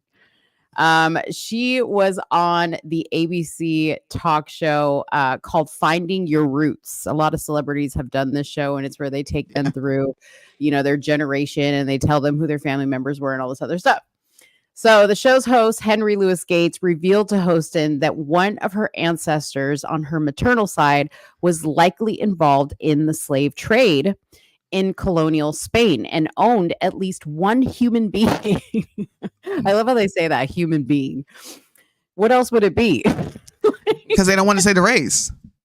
Though she acknowledged the news with the panel, she insisted that she is that she still is deserved reparations, okay, even though her family owned slaves.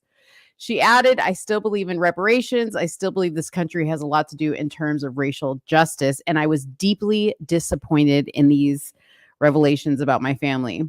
Let me play the clip so y'all can see her say it. But I thought it was kind of... She's a Eurocentric wannabe Afro Latina is what she is. Yeah, here we go. She didn't even look black. I was deeply disappointed. The slave thing is a bummer. It's a bummer. It's a bummer. Yeah, That's man. a damn shame. That ruined my day. You know what? You know what I'm really surprised when they were done talking about this? I'm really surprised they didn't say, well, I mean, in actuality, slavery was legal. I'm surprised they didn't bring that up. On that topic, I was watching MSNBC earlier today, and somebody was talking to, I forgot who they were talking to, but they're talking about, I think, Katie Tur, and some dude comes on talking about, like, George Washington was a great president, aside from, him owning slaves, he was I'm like, that was the time, right? Mm-hmm. Like, you can't go back and apologize for every single thing that happened during the certain time when things were okay, where they were acceptable. Right. Exactly. All right, let's continue. I still believe in reparations, by the way, so y'all can stop texting me and emailing me and saying that I'm a white girl and that I don't deserve reparations. You don't. Someone did that to him? Yeah. I don't know who sent her a thing telling her she was a white girl. Okay, She cut with something. But clean off your television screen. Yeah, that's a lot. So I still believe in reparations. I still believe this country has a lot to do in terms of racial justice. But what I would say, Sarah, to your question is that I feel that I'm enriched by knowing that history. I'm enriched, and I'm enriched by knowing that my family has come so far from being enslavers to my mother marrying my father in 1968. She's gonna be more she's gonna be so pro-black, like Yeah. Well, she already is. But sometimes it goes one of two ways when you cut with something, right? Like if you go to the black side, you go really far. Yeah, like pushing the cause. Hey, you know what? I want to throw you a bone, Jaron, because I know you what's love up? this person, and we just need like a quick music break really quick, but check this out. We finna go out, yeah. Where the niggas at? It's looking like a drought. My mama got the kids. I'm getting out this house. All in the club, bouncing ass showing out. The dip gloss popping, bitch, I'm show stopping. Looking like a snake, baby daddy cock rocking. Talk to the mix. I'm the trend. I can't. Okay. Oh, God, I love her so much. I hate you. Right after she gave birth, she did that. I just love her. I love her. I think that's what it is. Like, you love Trump. No, I'm not being funny here, but no. Why you always gotta bring it back to Trump? But because you love Trump because he's authentically himself, right? In a way. Yeah. That's how I feel about her. I know it doesn't make sense, but I just connected. That's how I feel about her. She's just being her. And it's like, she's not apologizing for anything. She's just out there. Oh no, she's not apologizing. She doesn't care what people, if she says something, she doesn't care if she offends you. She doesn't care what you think about her. She's going to do her, and that's it. But you know what? Like, one day your child is going to see that of you dancing around after giving birth, looking crazy, talking about my baby daddy. I don't give a fuck. Again, she's just doing her. She's Soonie, doing her. Speak some sense into this moment, please. Come on now. Please, Soonie. I love it. Please, Soonie. I don't think I should. I get sensitive about this topic. I really do. Because number one, it's disrespectful to Black women. This taints our image. Mm-hmm. I don't have a baby daddy. Number one, I have a husband. And I have one father to my children that I married that man. And I've been with him ever since. So this taints the image of Black women that's already fucking tainted. So the fact that we celebrate this, it's a spit in the face. This is just like, how do you complain about a Trump, about any racist crap at all, Jaron, when this is on the forefront talking to you as the voice of Black people? Why do you think so many people in politics don't even know how to talk to me? Because they're like, well, what do you want? I want the same shit you want. I want the government to be out of my business. I want my weapons. I want my taxes to be lowered. I want money in my pocket. But because of this negative stereotype that is on blast, okay, Sukiana represents me whether I want her to or not. Oh, and she is the most vile, disgusting depiction of what Black women are. I speak properly. I read books. I know what a musician is. I didn't need like you just embarrassed yourself. Look at her. She looks like a character from freaking Babs. When I was a young girl, that was something you made fun of. It was not cool to walk around and be ghetto. It was not cool to walk around and be loose with yourself. That's not how we carried ourselves. Yeah. I wish we could go back. You know what? I would rather be alive in the times of segregation and slavery than to be a part of this now, because the depiction of Black people is absolutely disgusting. It's so disgusting. What would the white equivalent of like Suki or Sexy Red be? Like we don't. Kim Kardashian. That's it. No, I'm talking like if somebody, for example, is like super proud to be a good old boy, right? Like I'm trying to think of like the equivalent, because there are certain people. Okay, I'm just gonna go pick up the word. Yeah, I'll be free in a second. Okay, sorry, the text message came through. But there are people though in her walk of life. That's also I see what you're saying. Like it does depict the hypersexualization of Black women and like those tropes that exist historically. But there's also people, like there's a segment of the population who look and act like her. Yeah, there is. Whether we like it or not. There is, but they speak for us. That's the problem. That's the because problem. I'm not allowed to get on TV and say my thoughts, or I'm a coon and I'm a sellout. But you can have these disgusting bitches up there twerking, my pussy pink, my booty hole brown. I don't talk like that. I don't talk like that. I respect myself. I don't get on stage and objectify my body. That does not speak for all Black women. No different than the thuggery of rap music speaks for Black men. There are more Black men who work a 9-to-5. They're law-abiding citizens, and they don't care to deal with whores and sleuths and all these other things. But that is a representation of us, and we celebrate it. We celebrate it like it is something to be proud of. No, it's not. It's disgusting and it's vile. And you know what? If Taylor Swift were to come out all of a sudden talking about my pussy pink, my booty hole brown, people would be like, "Come on now, Taylor, you're better than that." No, they said that's a bar. Like she wrote a fantastic. No, they wouldn't. No, they wouldn't. They'd be like, Taylor Swift invented the most fantastic lyric ever. Nah, what was that? No, I'm saying if Taylor were to put my pussy pink, my booty hole brown into one of her songs, it'd be like, oh man, she came through. She came through with a bar. If she said my booty hole brown, I'd be like, you better wipe that thing better because it shouldn't be brown. Get it bleached. But I still just think that I don't know if it's like, to me, they're just being authentically themselves. Like there is just, there's a person out there like that. You know, I mean, maybe I don't think it's dumbing anything. I get that. Yeah. Unfortunately, this is who, we put to the forefront, start celebrating. Yeah. Well, I wanted to bring this interview up really quick because first off, for those of you guys that don't know about Bobbi Althoff and aren't familiar with her really good podcast show, she has a shtick, which is she loves to give this like really dry interview. And Sukiana responded in this interview, which I will play in a second, basically highlighting the fact that the interview, the way that they wanted it to look was that Sukiana was an idiot, which I've watched enough of Bobby's interviews to know that I know Sukiana is not this dumb.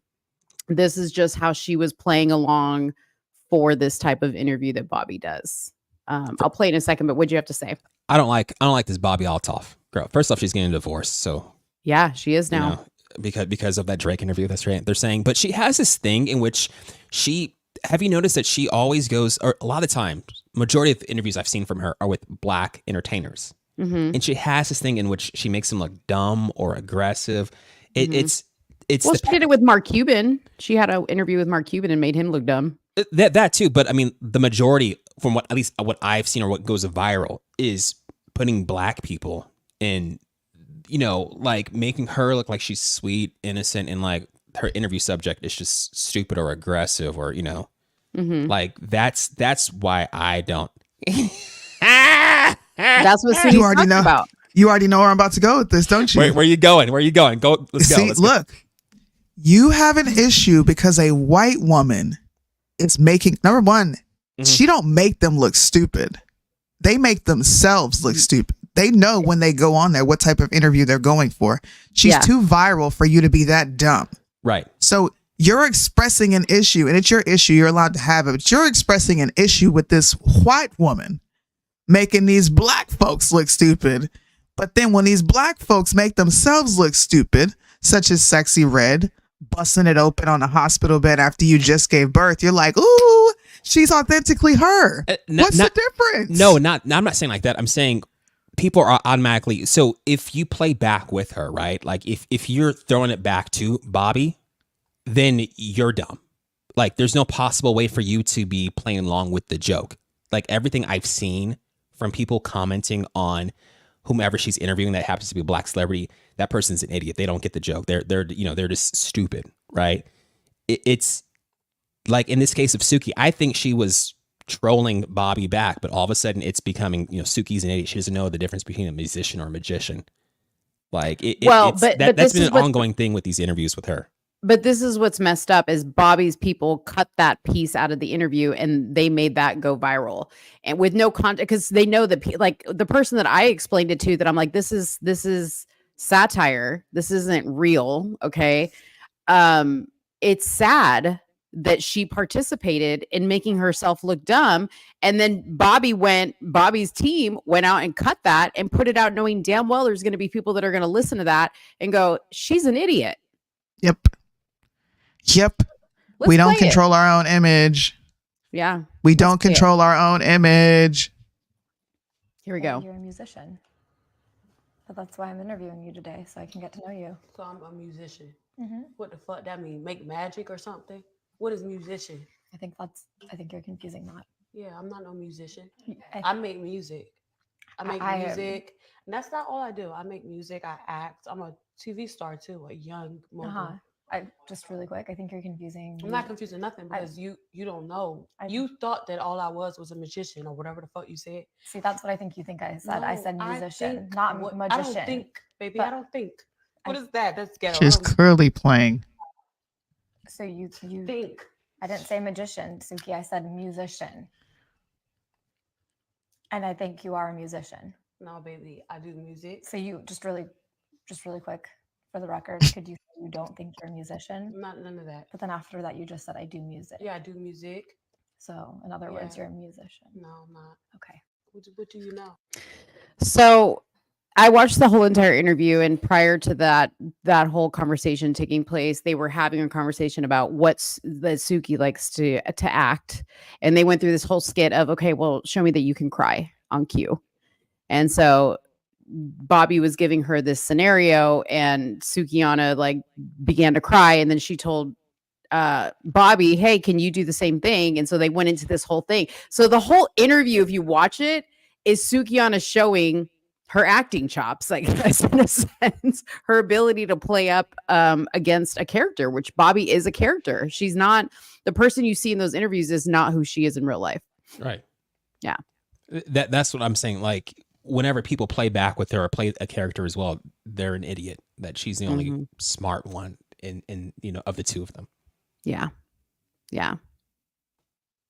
And nobody questions, oh, isn't this weird that this white girl, Bobby, came out of nowhere and like just shot up to the top so quick and all of a sudden had access to all these people?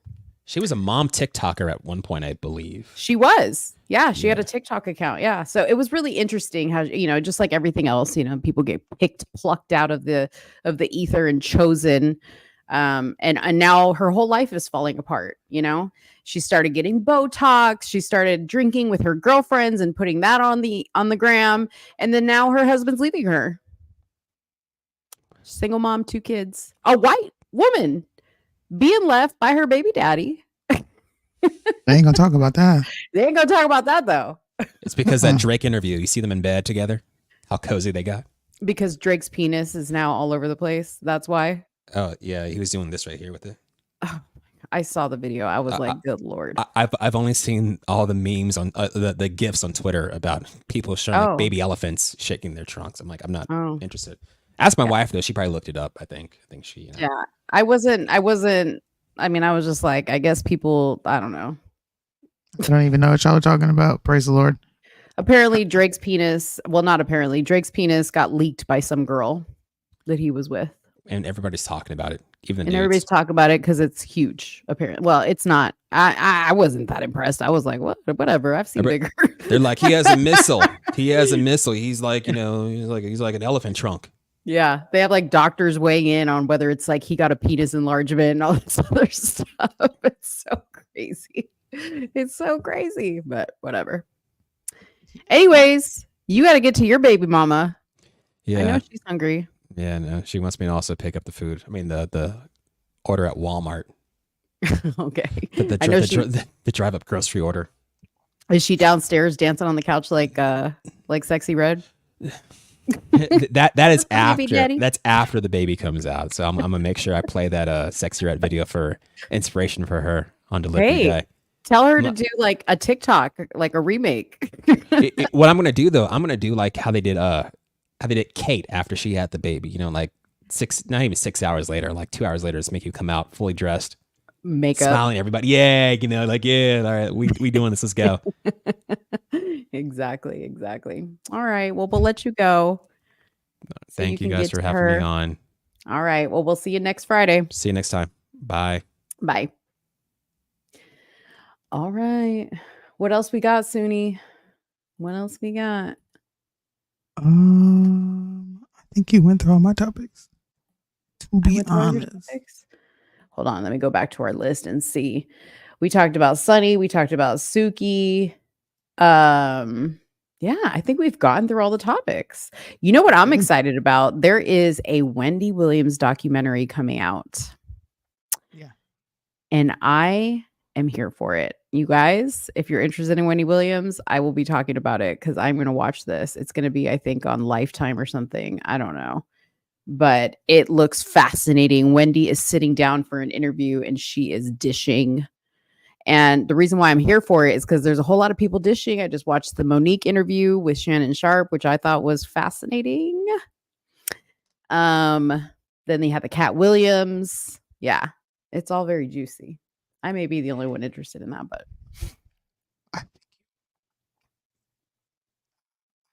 it's called karma. She spent years prying into other people's businesses, making fun of their misfortune with content on her. What's that show she had on BT? Was it the Wendy Williams show? Yeah, the Wendy embarrass people, ask people uncomfortable questions, and now she's like broke as hell, going through some sort of mental breakdown. I don't feel bad for her at all. Yeah, I'm gonna watch it though, just because I want to see her downfall, but I won't celebrate it. Have you seen the trailer for this? Mm-hmm. I'm broke. Let me play it for the people since we got some time, since we got some open time. Let me play it for the people. Here we go. From 6 years old, all I wanted was to be famous. Showtime. There's only one Wendy Williams. The boss is walking, everybody. Nobody can do it like Wendy. No one. People love Wendy. You are a star to all of us. She was in her living room every single day for 12 years. Yep, I guess that'll do. And that's what people responded to, her authenticity. And then at the peak of her career, she was gone.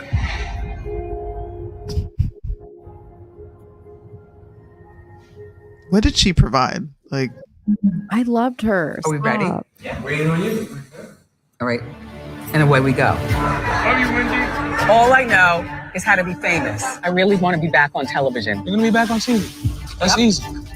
My mom has done a great job making it seem like everything is okay always. Wendy, make sure you look here. 1, 2, 3. But in reality, there's something wrong going on. Did you see a neurologist to find out if I'm crazy? Mm-hmm. Oh my God, no, I can't do this. I can't do this. I have to sit down again. She got put in front of a judge and given a guardian. That was when they took her away from us. I have no money, And I'm going to tell you something. If it happens to me, it could happen to you. As her family, we were all sitting on the sidelines watching, and she was crying out for help. Did you drink this whole thing today? Keep it there. Okay. Keep it there. My mom, she always talks about how she wants to work. But I feel as though she's worked enough. She has people around who are yes people and allowing this to continue. This is all too much. Go! Fly! I have no idea where we are. This doesn't look like anything familiar. I think she's losing memory. Have you guys noticed that? How dare him? I control men. I weigh 138. Anybody could look at her and tell this is not just alcohol. There's something more going on. Girl, that look at the end. Good. I can't wait. Whitney Houston's coming back from her grave to come at Wendy. That interview will forever be iconic. Ooh, that when she interviewed Whitney. Oh, like, mind your business. You don't know me, but put her you in her place. talk about me all the time. Yeah, that was good. That was good. I don't know. I think this happens to people when they I think that this is I want to say natural, but natural selection, like a natural, like a no. What's the Bible verse? I was teaching this to my daughter. I can't remember the Bible verse, but we were trying to teach her about how kindness is reciprocated. Yeah. When you put out kindness, you get kindness back. My husband doesn't like the word karma, but I'm going to use it. What goes up must come down. Mm-hmm. You know, everything that you put out into the world, you are going to get back in some way, shape, form, or fashion. Mm-hmm. And her thirst for fame had her doing very unethical things. Like, I think prying into people's personal lives is probably one of the most disgusting things you can do to someone. Just because you want to get some sort of gratification out of it, and then you want to put it out for the rest of the nation to comment on.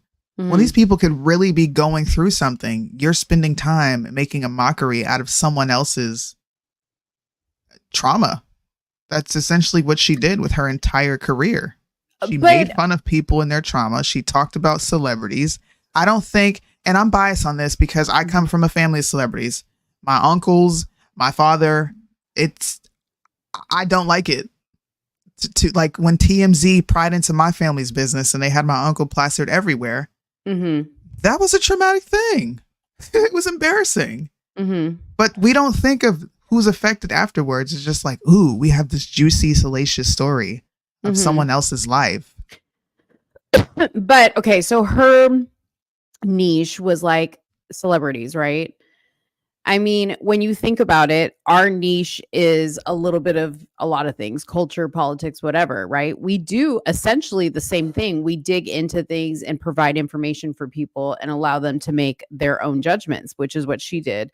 I feel. I mean, I was an avid watcher of her show, so I would watch, and I've been listening to her since her days back in the radio in New York. And yeah, I mean, she would ask people questions that nobody would dare ask, but I'd look at people like Tucker Carlson. He does the same thing. Right. But for whatever reason, you know, Monique said this in her interview with Shannon, is she said, you know, sometimes we like to focus not on the message, but if we don't like the package that is delivering the message, the messenger, we immediately shut it down. And I agree with that, right? Like I may not think it's cool the way Wendy would question guests or talk about certain topics, right? But that was her job. That is what her talent was. And just like we do the same thing on our end of the spectrum, just like Tucker does it, just like Candace does it. Your friend, what's his name? Oh my God. Bald head. Insignificant. Tyler, you know, he does the same thing. He loves to provoke people, and that's how he builds his platform, is he makes his platform on provoking people. So, I mean, I think it's fair game in the industry, right? What I think is sad is how the industry will use you, chew you up, and spit you out. You know, they've done it to Wendy. You know, we see it with people like Monique. You know, that they quickly cancel people that they don't like what they say or how they behave. And I don't know what happened with Wendy that all of a sudden she went from being super, super hot to all of a sudden going downhill. I don't know what happened. I don't know if it was like a combination of her health issues with her grave disease, her divorce with her husband, that she just lost it and they just couldn't stand by her anymore. I don't know. But I find it fascinating in general, the way people don't recognize how this industry can be cruel to people. That is the industry. Cocaine, Kevin says. Con says cocaine. I think We're just gonna disagree on this one. I don't think I pry into people's personal lives. I don't really care what Joe Biden's got going on personally. I don't care. I don't comment on scandals. I comment on information that's pertinent to politics. I can care but not less everybody. about But not everybody agrees with what Ashley. you comment. Right? Sure, no, I'm not but saying. I don't think I do what Wendy Williams does. Wendy Williams is not providing a service. Wendy Williams is being nosy into people's personal lives and broadcasting it to the public. I'm not nosy into anyone's personal life. We're talking about politics. Right. But what I'm saying is it's a form of entertainment, right? Just like you don't like the style of like Shannon and Ocho's show, right? But there's people that do like it. That's why their platform does so well. Same thing with this Bobby Altoff person. There are people that do like it. Same thing with Sukiana. It's not my cup of tea, but there's people that like it, right? That's the point. Is just because you can justify what you personally do or what I personally do doesn't mean that it's the right thing and everybody's going to agree with it. It's the same thing with Wendy. You know, I'm not justifying what she did. I just found it entertaining. That's all I'm saying. I found it entertaining. I enjoyed watching it. I love the way she delivered celebrity information. And most of the time, she was pretty right. I can't think of a time Wendy wasn't spot on about something. She called out Diddy before anybody was calling out Diddy. You know? So she's messy. I love it. I love it. She's my guilty pleasure. I wish she was still on the air. I'm glad she's off. Keep her off. Yeah.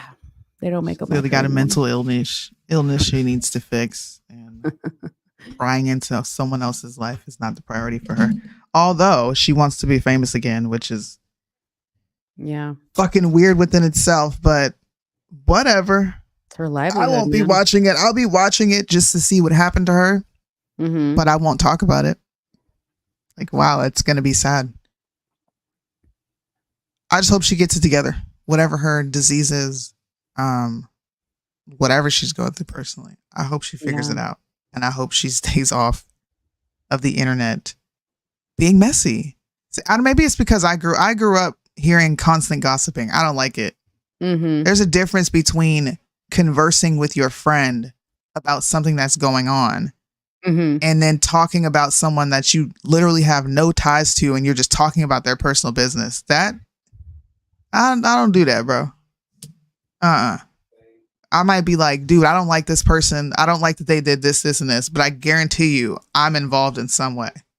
And if I'm not involved, it's got something to do with politics. I don't like that, bro. Like, I would watch my mother be friends with somebody and then go talk about them like a dog behind their back and go share their personal business that they gave her. I don't do shit like that. Like, when somebody tells me something, it's in confidence. Unless I trust the person enough to say, like, I really need to get this off of me because I don't know what to do with it. I will do that. Yeah. But I'm telling a person that I know is not going to be messy and go, well, Soonie told me this, that, and the third. Like, bro, what the fuck? But there's a market. Tell you that to go tell people. See, there's not a market. I know there's a market, and I don't think there should be. I disagree. Okay, of course there's not a market for like the stories you and I were exchanging this weekend about our trips, right? Nobody wants to hear about that but us. Like, nobody really understands, right? That's just between us, okay? but there's a market for people who want to hear celebrity gossip. And Wendy just does it well. She does it well. That's just the truth. She's messy. Just like with the Breakfast Club, right? There's a market for that. If this freaking light falls, that's the Lord telling you to stop being messy. He said, "No, I ain't listening, Lord. You know me, okay? I love me some Wendy, Lord. Listen up. You know I be watching the Wendy Williams show. Come on now. That part. You listen. Everybody in church know your business. Look, there would be people I don't even freaking know that would know something that happened between me and my mom. Like, yo, how you and your mom doing? What are you talking about? Why do you know this? I don't even know you, and you know my business. Right.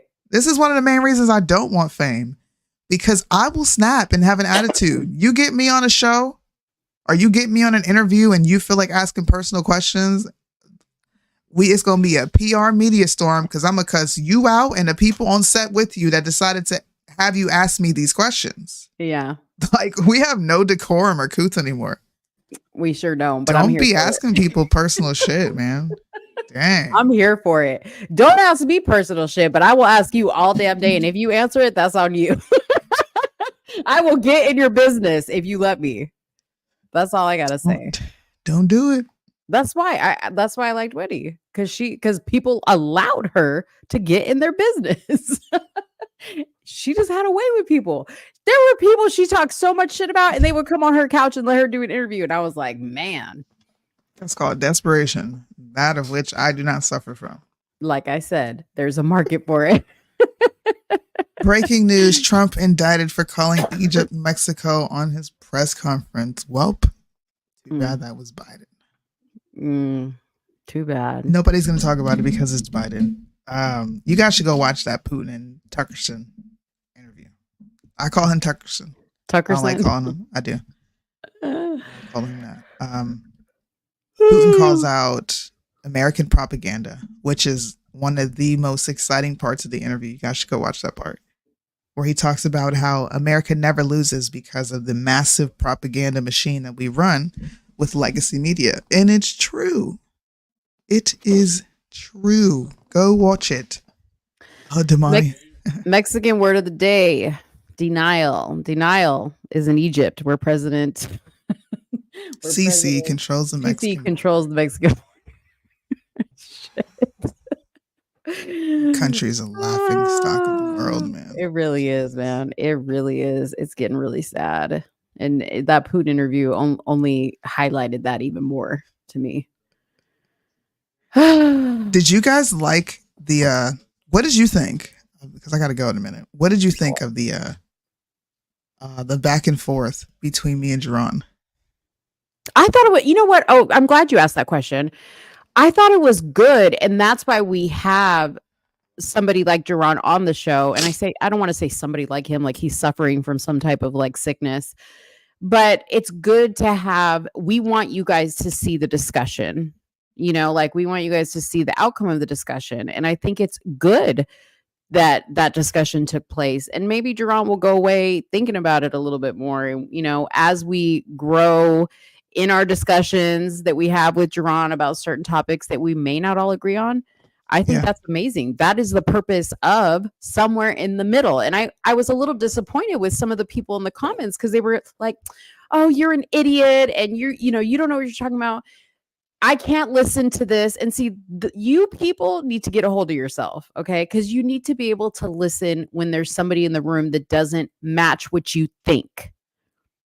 That's what the problem is in this world, is we can't sit in a room and just listen to other people's opinions and have an adult grown-up conversation about what we think or what we disagree with. It has to immediately go to you're dumb, you're gay, you're an idiot, you suck. Like the amount of comments that I saw that I'm like, what does this have to do with anything?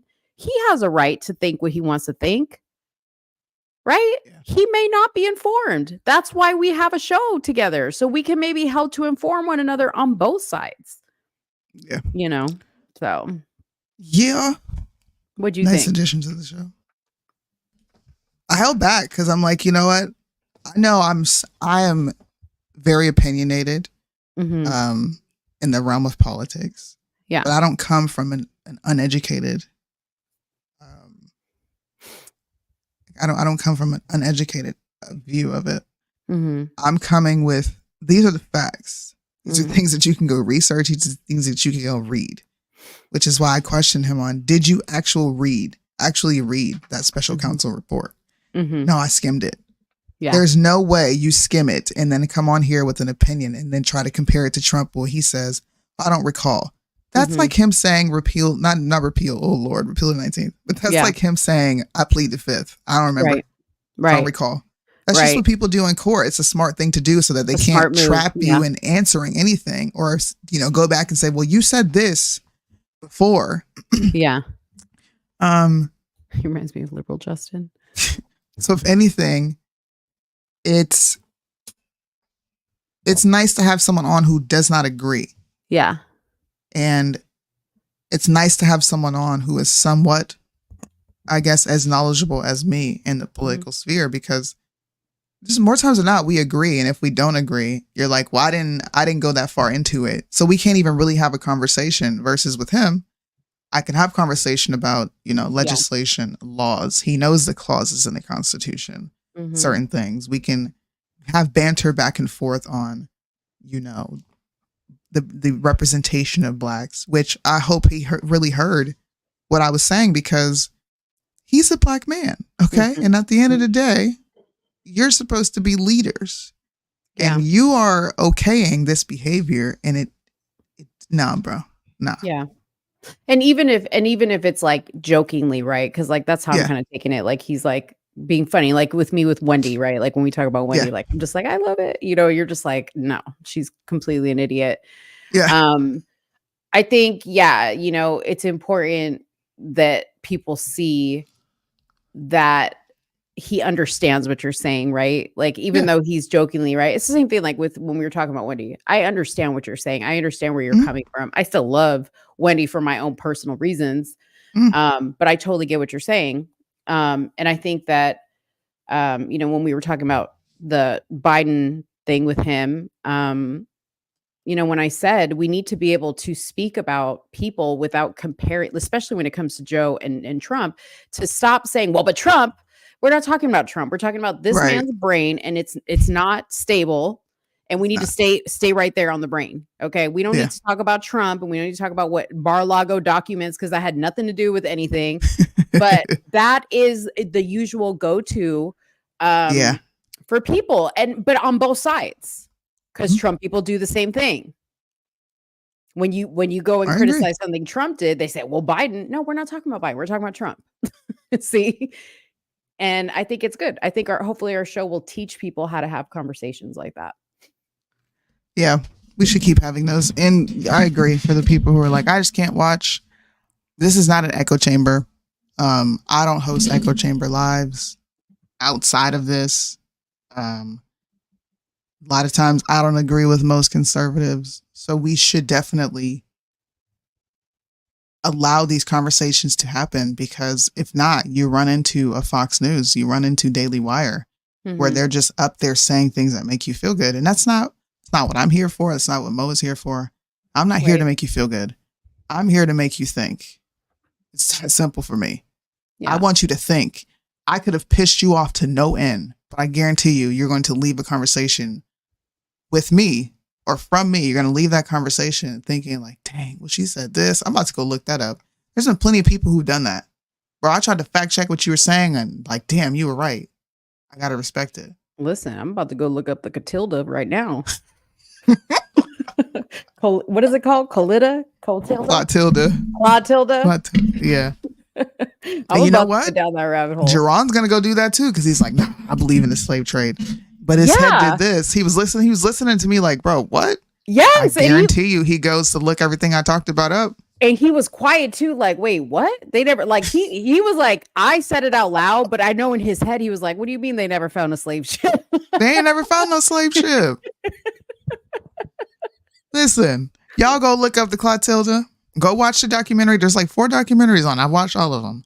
Yeah. And you can go to the Library of Congress and pull all these documents up. You can pull court documents. I've read court documents from 1600s. where black people were beating the crap out of whites in court over land. Yeah. The one thing that we claim we never had access to. Yeah. Okay. You know what's funny about that statement, by the way, in the Full View episode where Sunny was talking about her family owning slaves? Whoopi bragged on that same episode how her family got the 300 acres and a mule. She said, we went and fought in court for it. My family went and fought in court for just what you just said. She said it on TV, and I was like, how you win? You're black. How does that work? How did that happen? So long ago, your ancestors were able to go to court? Oh the my law gosh. recognized them? Heard them out? Oh, my Lord. These people are crazy.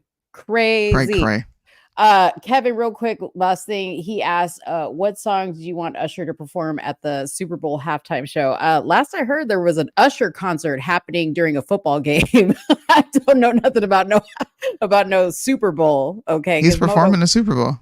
Yeah, no, I know, but I'm saying, in my mind, there's an Usher concert happening in the middle of the football game. Not there's a Super Bowl. I'm not interested in the Super Bowl. I don't know if I'm gonna watch it. I'm gonna be honest with you, man. We have to watch it because we have to comment on this stuff.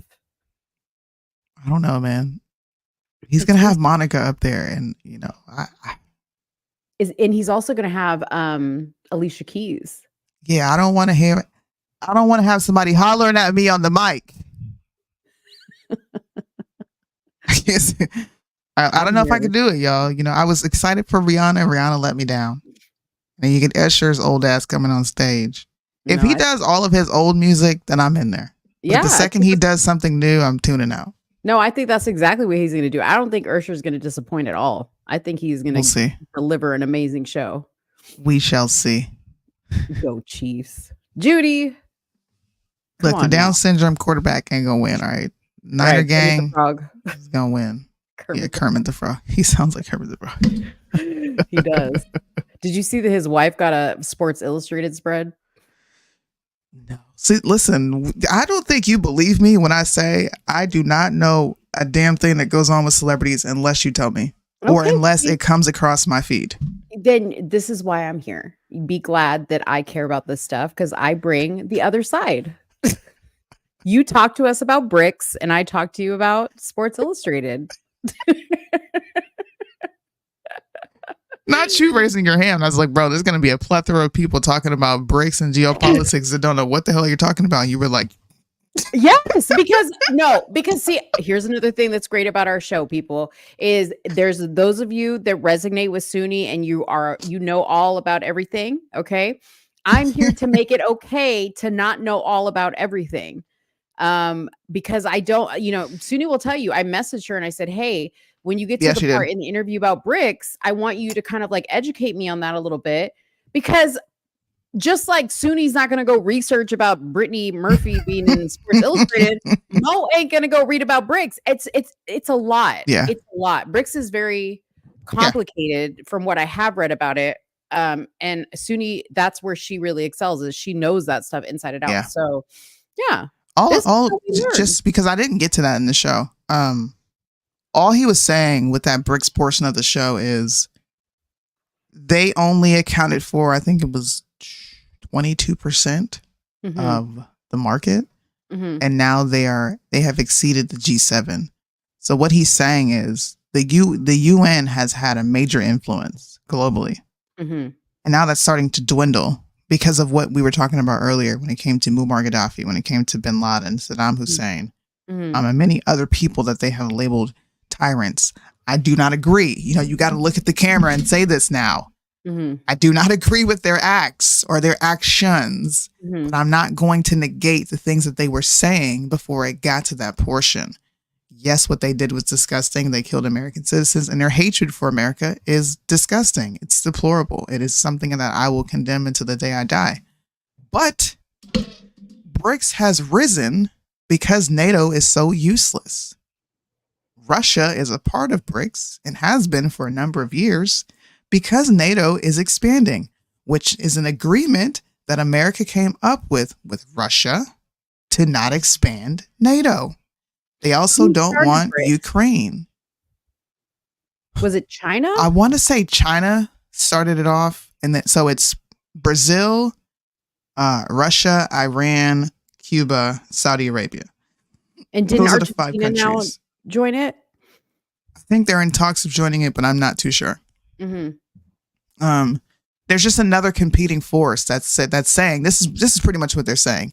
Mm-hmm. If you're not going to do your job and act as the world's police, Mm-hmm. act as a humanitarian that you say you're this humanitarian organization that you say you're going to be, Mm-hmm. then we're just going to create our own faction, and we'll make sure that international laws are not being broken, Mm-hmm. so on and so forth. And yes, they do want to compete with America as far as trade goes. Mm-hmm. That's a natural thing. World powers want to do that. Mm-hmm. But I think people treat BRICS like the big bad boogeyman that is going to come in and change the way we trade oil. Mm-hmm. I think something drastic would have to happen in order for us to no longer trade oil in the U.S. With the currency. US dollar. Yeah. Right. Mm-hmm. So that's pretty much what it is. But it scared people because he's not lying. They are gaining momentum. They are gaining influence. And NATO is shitting their pants. Mm-hmm. They are trying to label him an evil tyrant. Mm-hmm. All these other things. I won't be surprised if they try to take Putin out at this point. Right. I wouldn't be surprised. You all shouldn't be surprised. If he does end up unalived, you shouldn't be surprised, because all you get to do is witness of, the history that you were a part of that's, unfolding right before your eyes. Yeah. That's all it is. Yeah. Well, they had already started that rumor that he had cancer, remember? And then I was like, well, I do remember that. I was like, he looks hella healthy to me. He looked really good, actually. I was like, for somebody who's dying of cancer, which was the rumor, he looking good to me. We'll see. He looks really good. Yeah, we'll see. Look, I'm going to say this tumbling face. I'm excited for this time period. I am.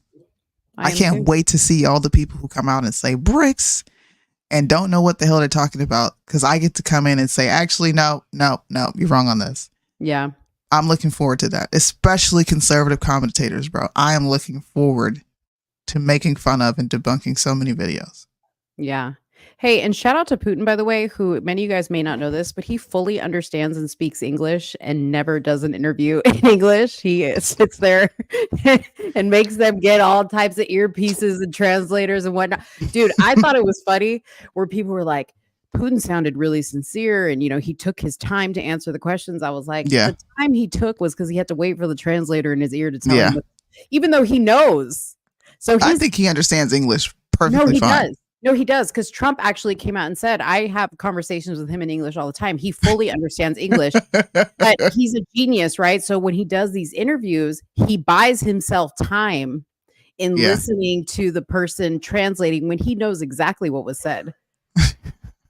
He's genius, man. That guy really is smart. I don't care what you say. He really is smart. Exposing CIA operative says Andrew Tate killed the red pill. The red pill killed itself. Right. The red pill is whack. I don't like Andrew Tate, I mean, he's got some great takes. The fact that they're going after him is, like, it is what it is. Mm-hmm. But yeah, no. Andrew Tate is still, he's a cog in a machine just like the rest of us. We're all pawns. Yeah. That's it. Putin and Trump are controlled oppositions. Do you really believe politics? No. I don't personally. I think everybody is controlled in one way or another. If you're a politician, I don't think anybody's coming with 100%. Whatchamacallit, honesty or sincerity. Everybody's in it for a piece of something that they want. Yeah. So, I mean, you're not going to get an extremely right-leaning opinion from me. You're just not going to get that. That's what you were looking for. I'm not going to argue and be like, politics is real. What are you talking about? Everybody knows. If you're still believing in the political realm, especially at a federal level in this day and age, then I would say you're behind the learning curve. Yeah. Way behind. I'm going to question your cognitive ability. Just like I'm questioning Joe Biden's. Yeah. If everyone is controlled, what's the point of voting? It's just a slave suggestion box. It's to make you feel better. It's to make you feel like you have a voice. Just joking. Look, I believe the one election that we had that was a real election that I got to experience was 2016. And we knew that because of how everyone reacted. Nobody knew what the fuck to do. They didn't. Hillary Clinton thought she had that election in the bag. I don't care what anybody says. I don't care. Yeah. There's a reason she hasn't run again. Yeah. But why I think voting locally is best. I think you have more power locally than you have federally. Yeah, I agree. I definitely think the presidential elections, I think there has always been some type of funny business in the presidential elections. I don't think that's anything new. For sure. Yeah. Republican and Democrats. For sure. Yeah. 2016 was also fake. Trump literally paved the way for Israel to become supreme. Israel's been supreme. I don't know why you act like Israel hasn't been getting crazy amounts of money from us and we haven't been bending over backwards, kissing their ass, fighting wars for them since the dawn of their creation. Like it's been happening. I think I'm not even going to get into that because it's a circular discussion.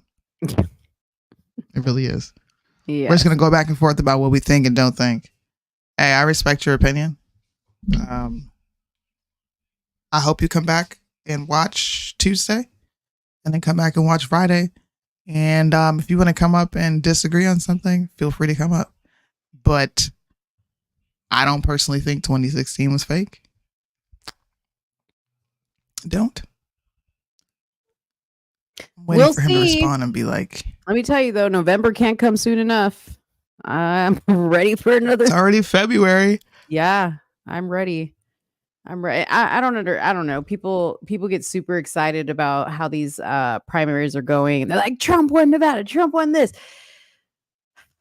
I already told you guys when we first started covering the primaries that primaries have never been an indication of how the actual election will go. So it's just a time filler till we get to November. See what happens. Yeah. Dang, I'm waiting for him to respond. Hurry up. Twitter fingers. Who are you waiting for to respond? Exposing CIA operative. I want to see what they have to say. Here we go. The war in Israel is fake too. Do you honestly think the most intelligent? You're regurgitating something that we've already discussed, buddy. I've already talked about this. Already talked about it. Sorry, guys. Is this chat still going? Yes, this chat is still going. Yeah. You guys showed up hella late. I think some people don't see everything because if you're not watching from somewhere in the middle, you can't see all the comments unless. Oh, you're right. Yeah. You're right. So he says the world in Israel is fake too. Do you honestly think the most intelligent country in the world didn't know Hamas was invading? If a cockroach crosses the border, Israel will know. Yeah, you're late. I already talked about this. Me and Julius talked about it, and people were like, "You're pro Hamas." Yeah. And to be honest, we can't really talk about it much more than that because our whole entire platform will be taken down because everything's free and fair. Yeah. America believes in your First Amendment speech. No, they don't. Yeah. Judy says, I haven't been getting notifications like I used to. Go ahead and check and make sure that your notifications are still clicked if you are on YouTube because they do turn those off periodically. I've been doing this for like 5 years though. It's not a competition. I don't think you're the only person who knew long before 5 years ago what Israel has been up to. This is not an unheard fact. This is not like you busting open some what is it called? Dang, what do they call it in news when there's like a breaking news or you're breaking a story? Yeah. Yeah. Anybody who doesn't know what's going on with Israel, I would say you've been living under a rock. Yeah. Don't do that. Anyways, come back, Mr. Exposing or Mrs. CIA operatives. I gotta get off here and make my family some lunch. Today was a fun show. Today was a fun show. It was good to be back. And we'll be back on Tuesday, just me and Soonie. And then every Friday, Jaron joins us. So maybe Jaron will come back and walk his statements back on Trump and abortion. Maybe. Because where I'm going to go back and forth with him a little bit more about the Constitution. I'm going to purposefully read the 14th Amendment that he kept bringing up, and the Supremacy Clause. Yeah, that's going to be fun. He said never.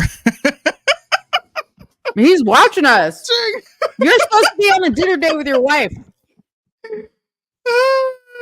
He's in the car at the Walmart waiting to pick up the groceries. That's what's going on. You're going to change your mind. You know how many people told me never, and then 3 years later they come back and be like, damn, bro, you was right. Dang, you was right. Ask Mo. He's in the car watching. Mo was so down with Mr. Christian Walker, and I'm like, bro. Yeah. Jaron, you'll find out. You'll find out the more you are with us that eventually we will have to concede to Soonie. But just know this, Mo has been right a couple times too, okay? Yeah. All right, Jaron, you better read up on the 14th Amendment. Yeah, I'm coming. I'm coming. Mm-hmm. You're making me hungry. Bye. What is that? It's an apple. apple. Is that cheese? Oh, I thought apple. that was cheese. I was about to say, get off my screen. It's an apple. I made like a little like a plate of snacks. Like I have some pretzels and a little white girl snack tray. Gotcha. Little white girls, little charcuterie board or whatever you call it. You said it right. I don't know. All right, y'all. We're out. All right, bye guys. Have a good one. Good weekend. Bye. They say the song's so offensive, but only if you get offended. I can't offend you without your permission, and you don't even have to listen. They say the song's so